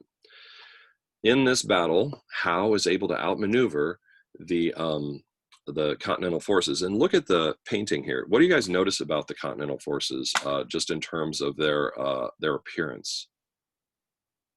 They look like they're wearing like old clothes, like raggedy clothes. They don't look like they're in uniform of any sort. Yeah, I mean, it goes to show you the dedication of these men who remained in the Continental Army. They were in it for the long haul. And Faith, I saw your hand real quick. Did you want to say anything else to add to that? I was just gonna say that it was a really really sharp contrast, because the British Army was so put together and so formal. Like their uniforms were really really like bright and everything, and we're just here like, yep, I'm the average Joe and I'm gonna kill you. So Yeah, like we had this raggedy, but that goes to show how dedicated these guys are. You have to, I mean, whether you're, kind of a patriotic person or not, you have to give the Continental Army credit here. I mean, the guys who are in it are dedicated. They have no provisions. Many of them have shoes that are worn out. Their shirts are kind of raggedy and torn, and their battle flags are even kind of raggedy at this point, and they're going to fight. They're going to fight and do whatever they can, even though they know that they're going to lose a lot of these battles. So you really have to give them credit. And so during this battle, the British are able to outmaneuver Washington. They expose they're able to get around his right flank, which then basically his men there are exposed, and he and his army are overpowered once again, forcing him to retreat. And of course, he had to send messages into Philadelphia saying, hey, you better get out of here. We were unable to defend the city. And so the Continental Congress moves to Lancaster and then to York, Pennsylvania.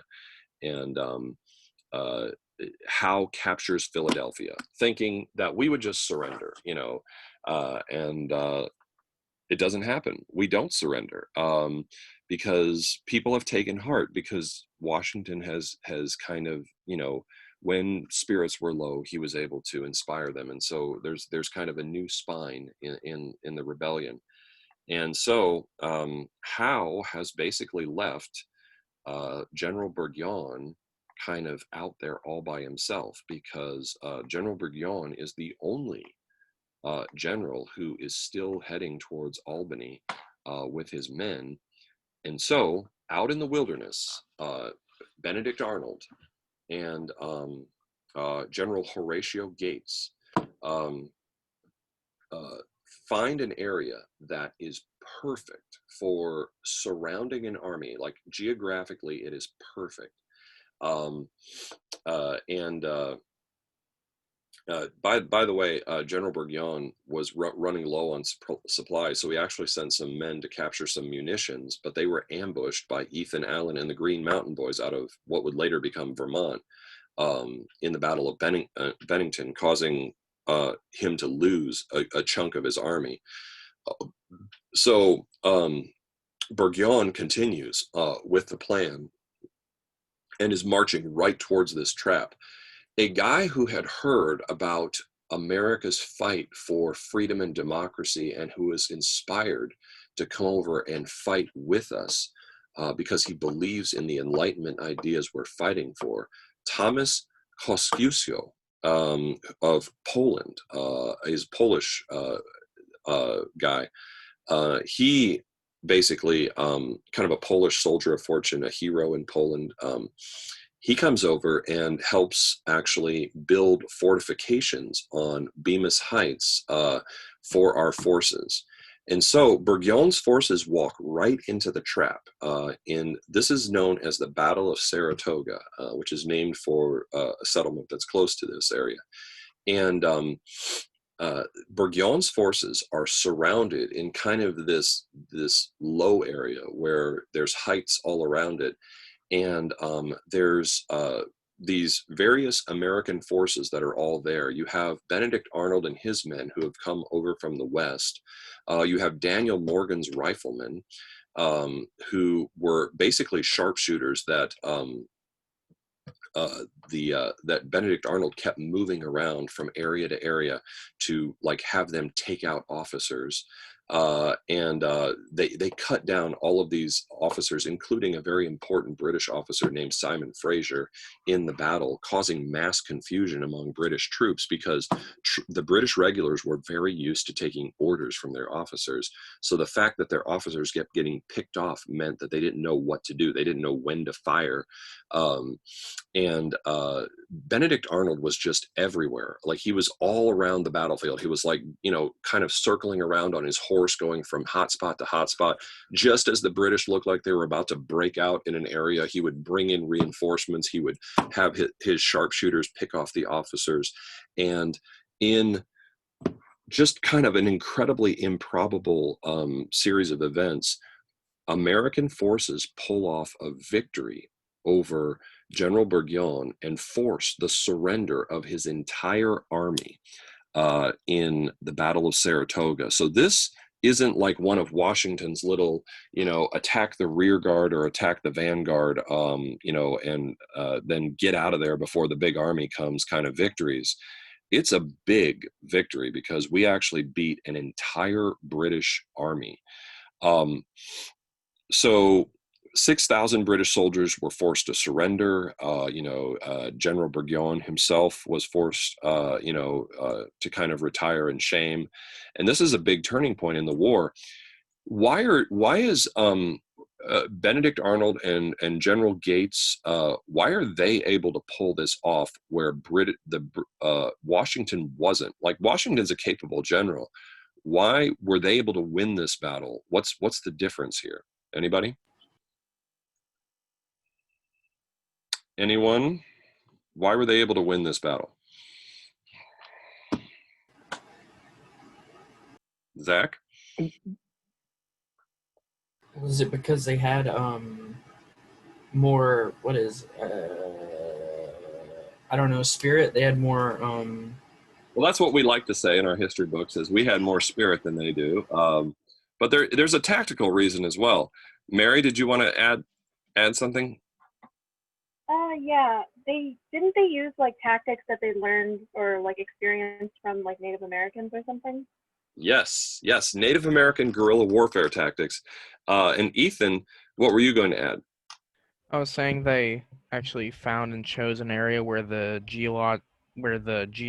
geography of the land was in their favor. Yes. And they set a trap and they built fortifications and everything, and the British walked right into the trap.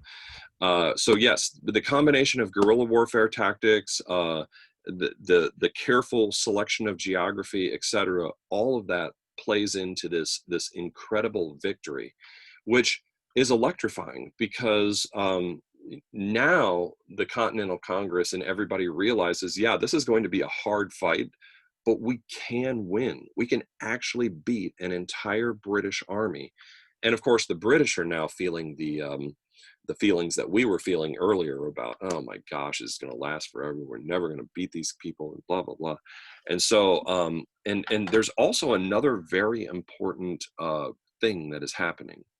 Um, we have, um, and yeah, Valley Forge we're going to talk about in a second, so you'll see that I have a reference to it here. But we have diplomats over in Europe trying to get people to help us.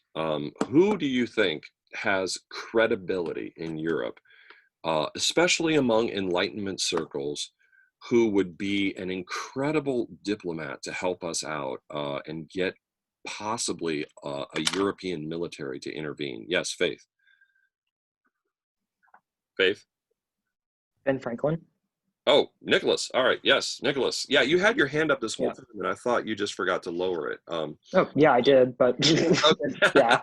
No problem. Yeah, Benjamin Franklin. So Benjamin Franklin, you may remember, already has credibility because he has made these advances in the scientific realm, which, puts him on the map, so to speak, of Enlightenment thinkers. And so he already kind of has access to that high society in Britain. And he has been arguing very, persuasively to try to get help from Europe. And so he had run into some people. So you had the German general. And remember, Germany isn't even a country right now. There's lots of little German kingdoms. But Baron de Kalb and Baron de Kalb had a kind of protege, a French aristocrat named the Marquis de Lafayette. So they came across the ocean with letters of introduction from Benjamin Franklin and from other diplomats we had in Europe to join us. We already talked about the soldier of fortune, the Polish soldier of fortune, Thomas Kosciuszko. And most importantly of all, because of the victory at Saratoga, which showed that a ragged colonial army could beat a British army, a professional British army, Benjamin Franklin is able to secure the help of the country of France. Yes, Max. Max, you have your hand up? So did Britain know they were getting help from other European countries? And did that, I mean, I'd assume they wouldn't want to go to war with more than one country at the same time, but did they feel that was fueling rebellion and was a direct affront to them as a country? Well, I mean, obviously, yes, they would be offended by the fact that. But were France and Britain on good terms right now? What happened to France's entire empire in the French and Indian War 30 years prior? I mean, 20 to 30 years prior. I mean, actually, not even that. What was it? 1763 was the end of the war. It's 1777. So what? 13, 14 years prior. What happened to the entire French Empire, Max, in North America? All of French Canada? Well, it's all British now. It's all British. So there's no love lost between the French and the British. The French and the British don't like each other at all. So there is this, Benjamin Franklin knew that if any country with a military that really could make a difference would be willing to get involved, it would be the French. And so, King Louis XV, there's this kind of negotiation that goes on. And because of the victory at Saratoga, the French are like, okay, we won't have to do all the heavy lifting. Like, we could send a force that would help you, but we wouldn't have to like take on the entire war and fight the British all by ourselves because you're helpless. Like, you can actually win against the British too. So because of Saratoga, um, Franklin's negotiations are able to secure some help from the French, which is 5,000 men under Comte de Rochambeau, which, remember, again, is not huge compared to some of the other forces out there, but it's going to be significant. And much more important than that is a contingent of the French Navy, which is going to make a critical difference later. So, Autumn, did you have something that you'd want to add? Yeah, so was the only reason the French were helping the Americans because of what had happened previously, or are there other benefits that they would have from helping them? Well, obviously, what we promised them was, if you do this for us, we are signing a treaty of alliance with you. So, like, we will come help you in any future wars that you have. As actually a great question, because this is actually going to become an issue in the future. President Washington is going to have to decide whether to honor this treaty that we make at this time. But yeah, we make a treaty with them. Now, of course, is that really the big lure though? Like, the French are like, okay, yeah, a bunch of colonists from America with, don't even have uniforms, but, are just a bunch of farmers. They're going to come help us in a war if we have a war, oh boy. Is that really the big draw? No, I think they just wanted to really take British down a peg, honestly. Yeah, I mean, they want revenge. Yeah, Nick, that definitely is it. Did that answer your question, Autumn? Yeah, thanks. Oh yeah. Ethan, did you have a comment that you wanted to add there? Yeah, I had a question. Were the French also doing this out of interest in thinking they could get some land back in North America out of this? We didn't offer that. Oh, We did okay. not offer to give them any territory back, but Britain wouldn't get it either, is the thing. Okay. Now, in the future, if they decided to attack Canada, British Canada, and try to take it back with a force of their own, they would have an ally in the American colonists. So we were obligating ourselves to help them, but we weren't giving them any of our territory. And we're really just fighting for the territory that we have. We don't have Canada or any other territory that belongs to Britain.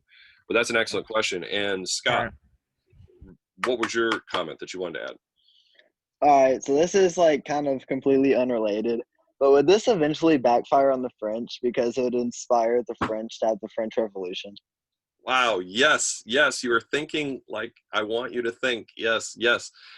Because once the French help us, there's going to be all this talk over in France about our revolution and the fact that we have a democracy. And isn't it cool? The Americans are trying this new form of government that hasn't been tried since the ancient world. And they're putting Enlightenment stuff into practice. And it's actually working. And they actually have a functioning democracy. And they haven't destroyed themselves. And then they're getting loaded with all these new taxes. And the French people are like, gosh, wouldn't it be nice if we had a democracy? Yes. Excellent point. That was actually something I was going to ask a little later. Max, what were you going to say? Max, you have your hand up. Is it just you forgot? Yeah, that was an accident. Yeah. Okay. All right. So, yes, help is coming from Europe, and that is going to make a huge difference in the war. But times are still tough, especially for the main colonial force under General Washington. So General Washington basically... This is my slide, Dr. Johnson. Okay. Thank you for stopping me. All right. So Yeah. Nick, I will let you pick up from here. Go ahead. All right. So I'm going to have to take a moment to get my notes together. Hold on. So like you were saying, even though we had the Patriots had just won a very large victory at the Battle of Saratoga, Washington's forces were still kind of reeling very heavily. And they were forced to and Washington afterwards decided to retreat to Valley Forge.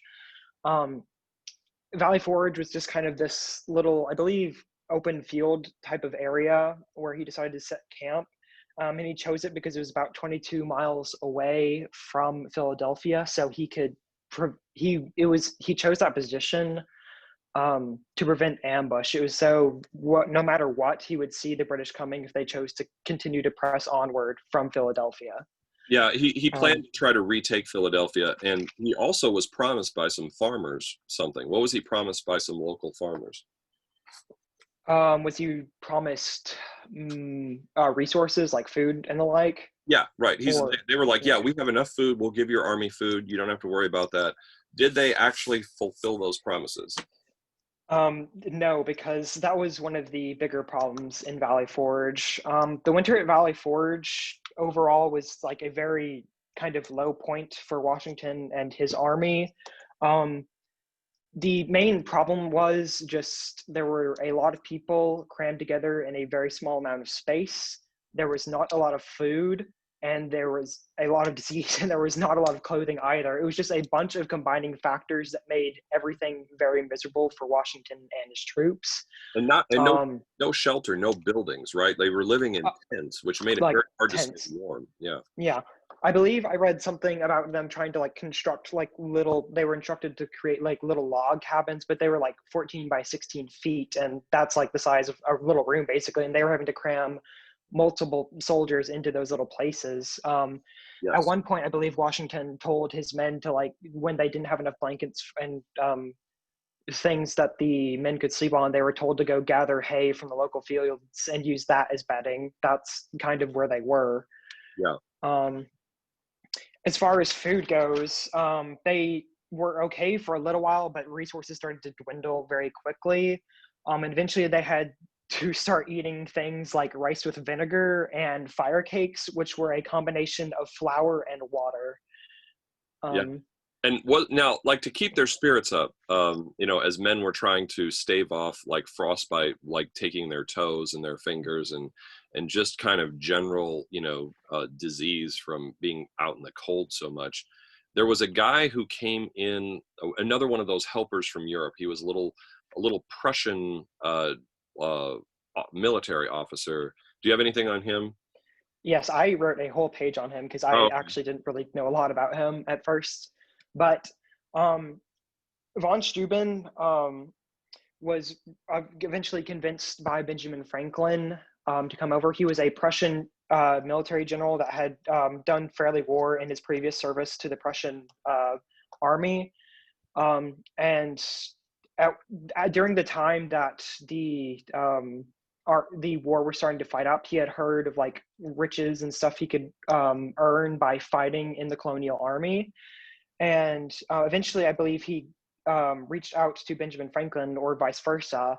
And at that point, Benjamin Franklin couldn't offer him any cash or money or rewards for his service because that's what he was after. He had had a lot of debts and he was needing money to procure those debts and kind of just fix his financial situation.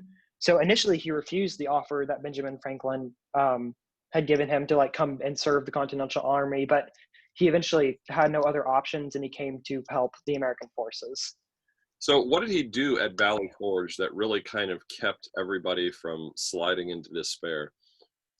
He kind of kept their minds preoccupied with military drills. In like the span of 2 months, he taught them how to properly and like quickly and efficiently reload their weapons. He taught them how to do formations, like military positions, tactics, all really harsh drills. Apparently he was a very stern man because, and at the time he also spoke very little English. So he would have a translator curse at the soldiers in English for him to get his point across. Yes, the little Baron yeah. Steuben, he was quite the character. Yeah, but yeah. So go ahead. Anything else regarding this this winter? This tough. Yeah. Probably one of the lowest points for our army. Yeah. He basically just kind of made the army into actually like a formidable like fighting force instead of just a ragtag group of farmers and colonists. He made them into like an actual fit army. And that was his main contribution. He also helped around with the camps and like setting up things, making sure like trying to help with sanitation as well. my last kind of thing is just later kind of more stuff in the future that resulted from this and the disease that occurred. Sure, go ahead. Yeah, disease and desertion were like the main problems. They lost about, what was it, 6,000 men, or about half of their men at Valley Forge. They had about 12,000 men because of new recruits uh, before Valley Forge, and it was reduced to about 6,000 by the time it was done. It was somewhere between 5,000 and 6,000. Yeah. Disease was like a huge thing. I think almost 2,000 or more men died from disease alone. The main contributors were smallpox, flu, and dysentery. There was also typhoid fever and some other things, but those were the main things. And it was such a huge problem because there was just like no sanitation whatsoever, and people were cramped together in these tight little spaces with the cold and all these other terrible conditions that they just kept getting sick. And at one point, believe Washington actually had like a mass inoculation, which is like an early form of a vaccine to like all of the men who had not had smallpox before. Right. That was being tried by families as well, like where they Mhm. would just like infect people on purpose, hoping to get them with like kind of a weak version of the disease so they could survive it. But we were just beginning how to understand like how to defeat viruses. But go ahead. I'm sorry. Yeah. This was one of like the first like mass kind of quote vaccinations. I think the first ever proven vaccination occurred later with like cow fever in like 1790 something. There's a difference between inoculation and vaccination. And Lady Montagu had written letters about, she was like the wife of a guy who was ambassador to Turkey or the Ottoman Empire. It was a British lady, and she had written about their practice of inoculation, which then began to be something that British people were doing, but then Edward Jenner would come along and do actual vaccination, which was a little different. Yes, Jacob, what were you going to say? How effective was this inoculation? Did it tend to prevent the disease, or was it not very effective? Go ahead. Okay. It kind of worked, but on only several dozen died from the attempted inoculation, and a couple other became lame. But other than that, it was mostly okay. Yeah, so it had a higher success rate than fail rate. Yes, technically. It was better than what they had, basically, but a lot of people died from it. Yeah, is essentially the answer to that. Faith, go ahead. What were you going to say? Faith? I was just going to ask, is this like the first vaccine that we have like on record, I suppose? Is this kind of the first time a vaccine is ever used? No, this is go ahead. I actually looked onto this on some of my own, and there was kind of like documents going back to like, or like belief that even back into like ancient China, that there was kind of like something similar to inoculation, but it's technically not the first time this has ever occurred. So like, yeah, in other parts of the world in the Far East, they were practicing inoculation, which is why when Lady Montagu came into contact with it in the Ottoman Empire and wrote about it, people began to practice it in Europe.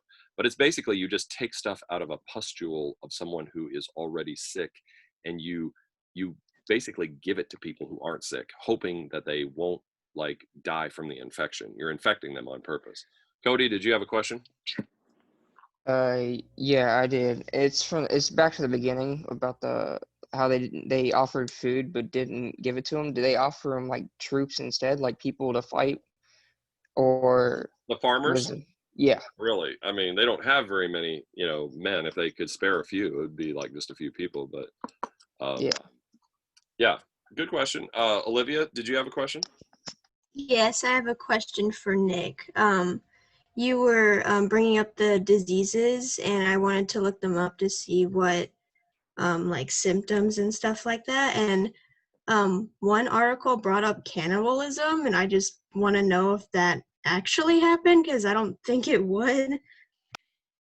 I personally never came across any cannibalism, but that actually could be a possibility, because they were literally eating flour like that would have been put in water. So I imagine they would get to the point where they were starving to where they might even try cannibalism.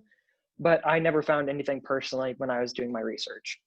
Yeah, and let me just add in, that's one of those theories that historians generally don't accept. Like, but people like to make a name for themselves by coming like looking at primary sources and coming up with a new thing that nobody's ever realized before. That's how you go from being some professor at a community college to being like a history professor at a big one where you make a splash, so to speak, in some field.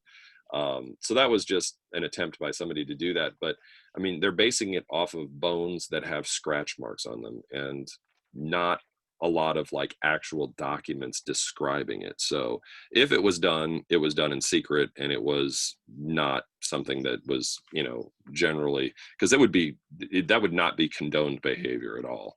Like, if Washington found out that was going on, he would have stepped on that immediately. Ethan, what was your question? I was just gonna add on.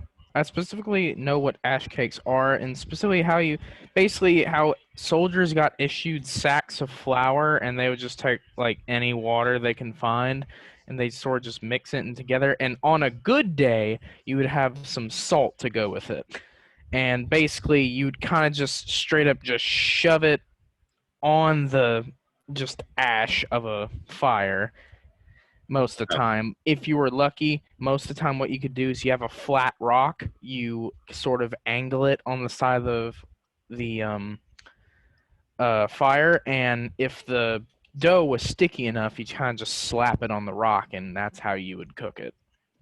Yeah, that's just the stuff that soldiers go through when times are tough, or people who are under siege go through, is just I mean, amazing. it's better than hardtack. Yeah. It just, we have so much food available to us that it's just hard to relate to what they went through. Faith, what were you going to add? I was just gonna say, didn't they eat their horses at some point when it got really, really bad? Didn't they resort to eating their horses? Nick, do you want to comment on that before I do? I read something on that, but I can't remember what it was. I didn't write it down. I read something about the horses, something happening to the horses, but I don't remember what it was. Horse meat is something that armies will resort to in desperate times. So yes, some of that happened, but they needed their horses as well. Also, did you have anything about just General Washington's behavior during Valley Forge? Just kind of what did he do personally to try to keep the spirits of his men up? Well, I know for one, he punished desertion with firing squads and lashings. Yes, and that was common practice at the time. Yeah, but other than that, I couldn't find much of. I mean, he was just kind of, from what I understand, he was just trying to do his best to like stay firm, but also very confident about the whole situation as much as he could by just keeping them occupied with the drills and von Steuben. Yeah, and he would go out every day and like appear among his men riding his horse to show them, that their commander was out there, and he was very much involved, and he wasn't just hiding away in some cabin somewhere, but he was there with them, and trying to kind of keep their spirits up. So again, kind of going to how important he is to the eventual success of things. But we are actually a little bit over time. We're out of time. So thank you, Nick, for that presentation. Did you have any like little video clips or quotes or anything that I had a quote. There was a few I was looking through, but this one was just about the inoculation, which is what kind of turned me on to that in the first place. Go ahead. Yeah, go ahead and share that. A number of our men, indeed, all who have not had the smallpox and soon be under inoculation, and that was from Alexander Scammell, which I believe was one of the higher ups, and it was February 28th, 1778. That was just kind of, I didn't know what inoculation meant at the time, so I just found it interesting. I guess that's around the time where Washington just decided that everyone needed to be inoculated. All right, excellent. All right, well, great job, everybody. I thought we had an excellent discussion, and we will stop here for today. I will post this, and I have down, all of the people who spoke. So have a great day. We'll also discuss the possibility of moving this to earlier in the day, so it doesn't, kind of break up the middle of the day so much. So I'll take a vote on that next time I see you all. All right, so see you next week, and thanks for coming. For these packets, like the note Yes. packets and everything, Yes. should we be writing down what we need to study with, or is it going to be like graded? Do we need to write down what we think you want us to write down? You are getting a grade for writing down main ideas. I will not discriminate between whether you like went and looked at the slide yourself and just wrote down main ideas, or you added in things. But the way it's supposed to work, the way that like the research based way that would like put this stuff into your long-term memory, so when you come to the test at the end of the year, like you would still remember most of it, is you actually go ahead and look at the slides and write down main ideas from them and try to predict what we would find important when we discuss it in one color. Like, say for instance, you were writing it down in black, like for your observations, it's bullet points. It's not like you're not writing paragraphs, you're just writing down little bullet point main ideas. Yeah.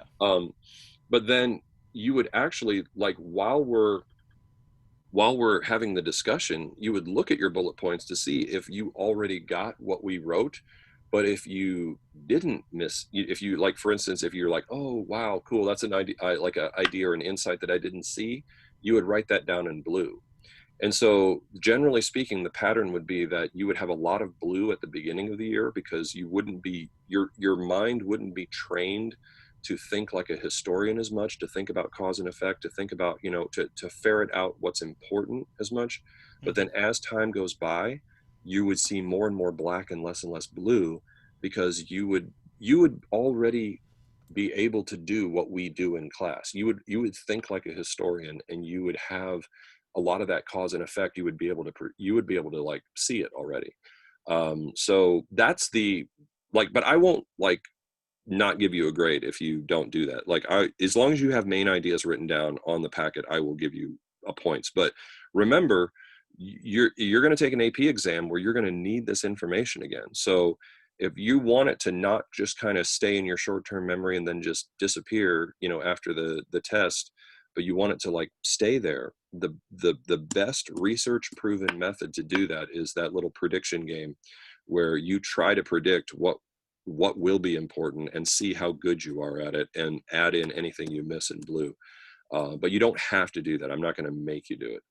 It's just, I'm encouraging you to do that, so that down the road in the future, you would actually, be able to remember all this stuff, and it wouldn't kind of slip out your mind, like a lot of things do when you just get them in there short-term memory wise, because your brain has a tendency to only keep what it feels like you really use. And so when you do that, you're using the information to the point where your brain decides to keep it. And you're kind of tricking your brain into thinking, you know, thinking enough about the information that it would go into your long-term memory. Yeah, Zach. Zach, you have All right. Okay. So, sorry. So I have the Constitution as my slide.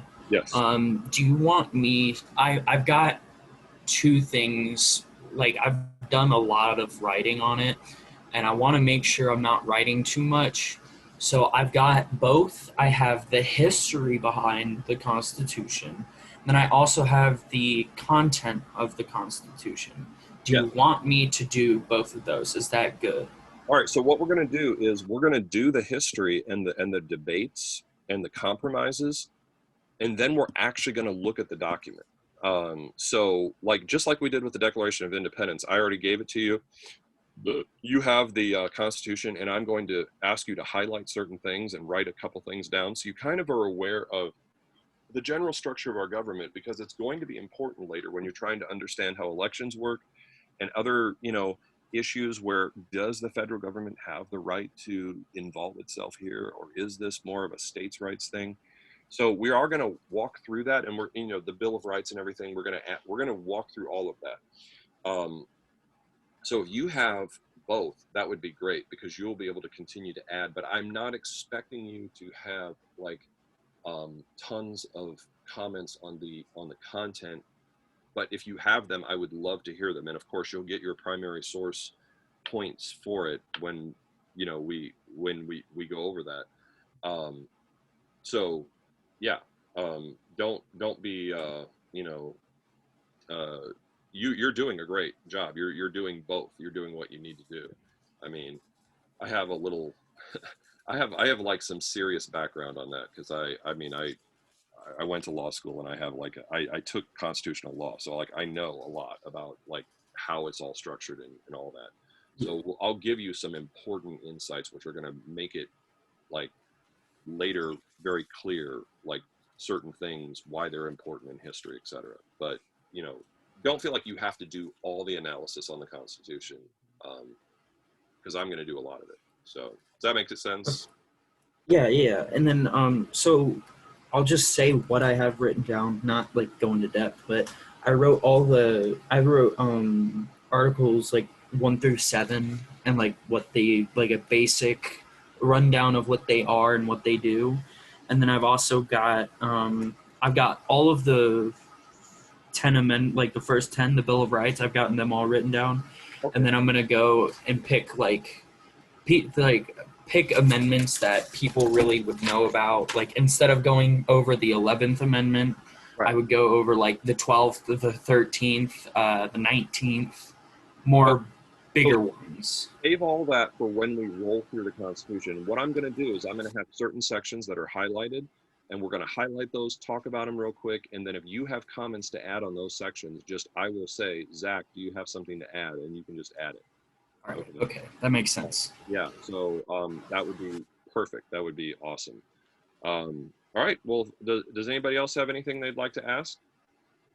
All right, we are done for the day, so I will see you all on Monday. Is that right? We meet again on Monday? Pretty sure. Yes. Yes. All right, see you then. All right. Have a good day. You too. Bye. Bye.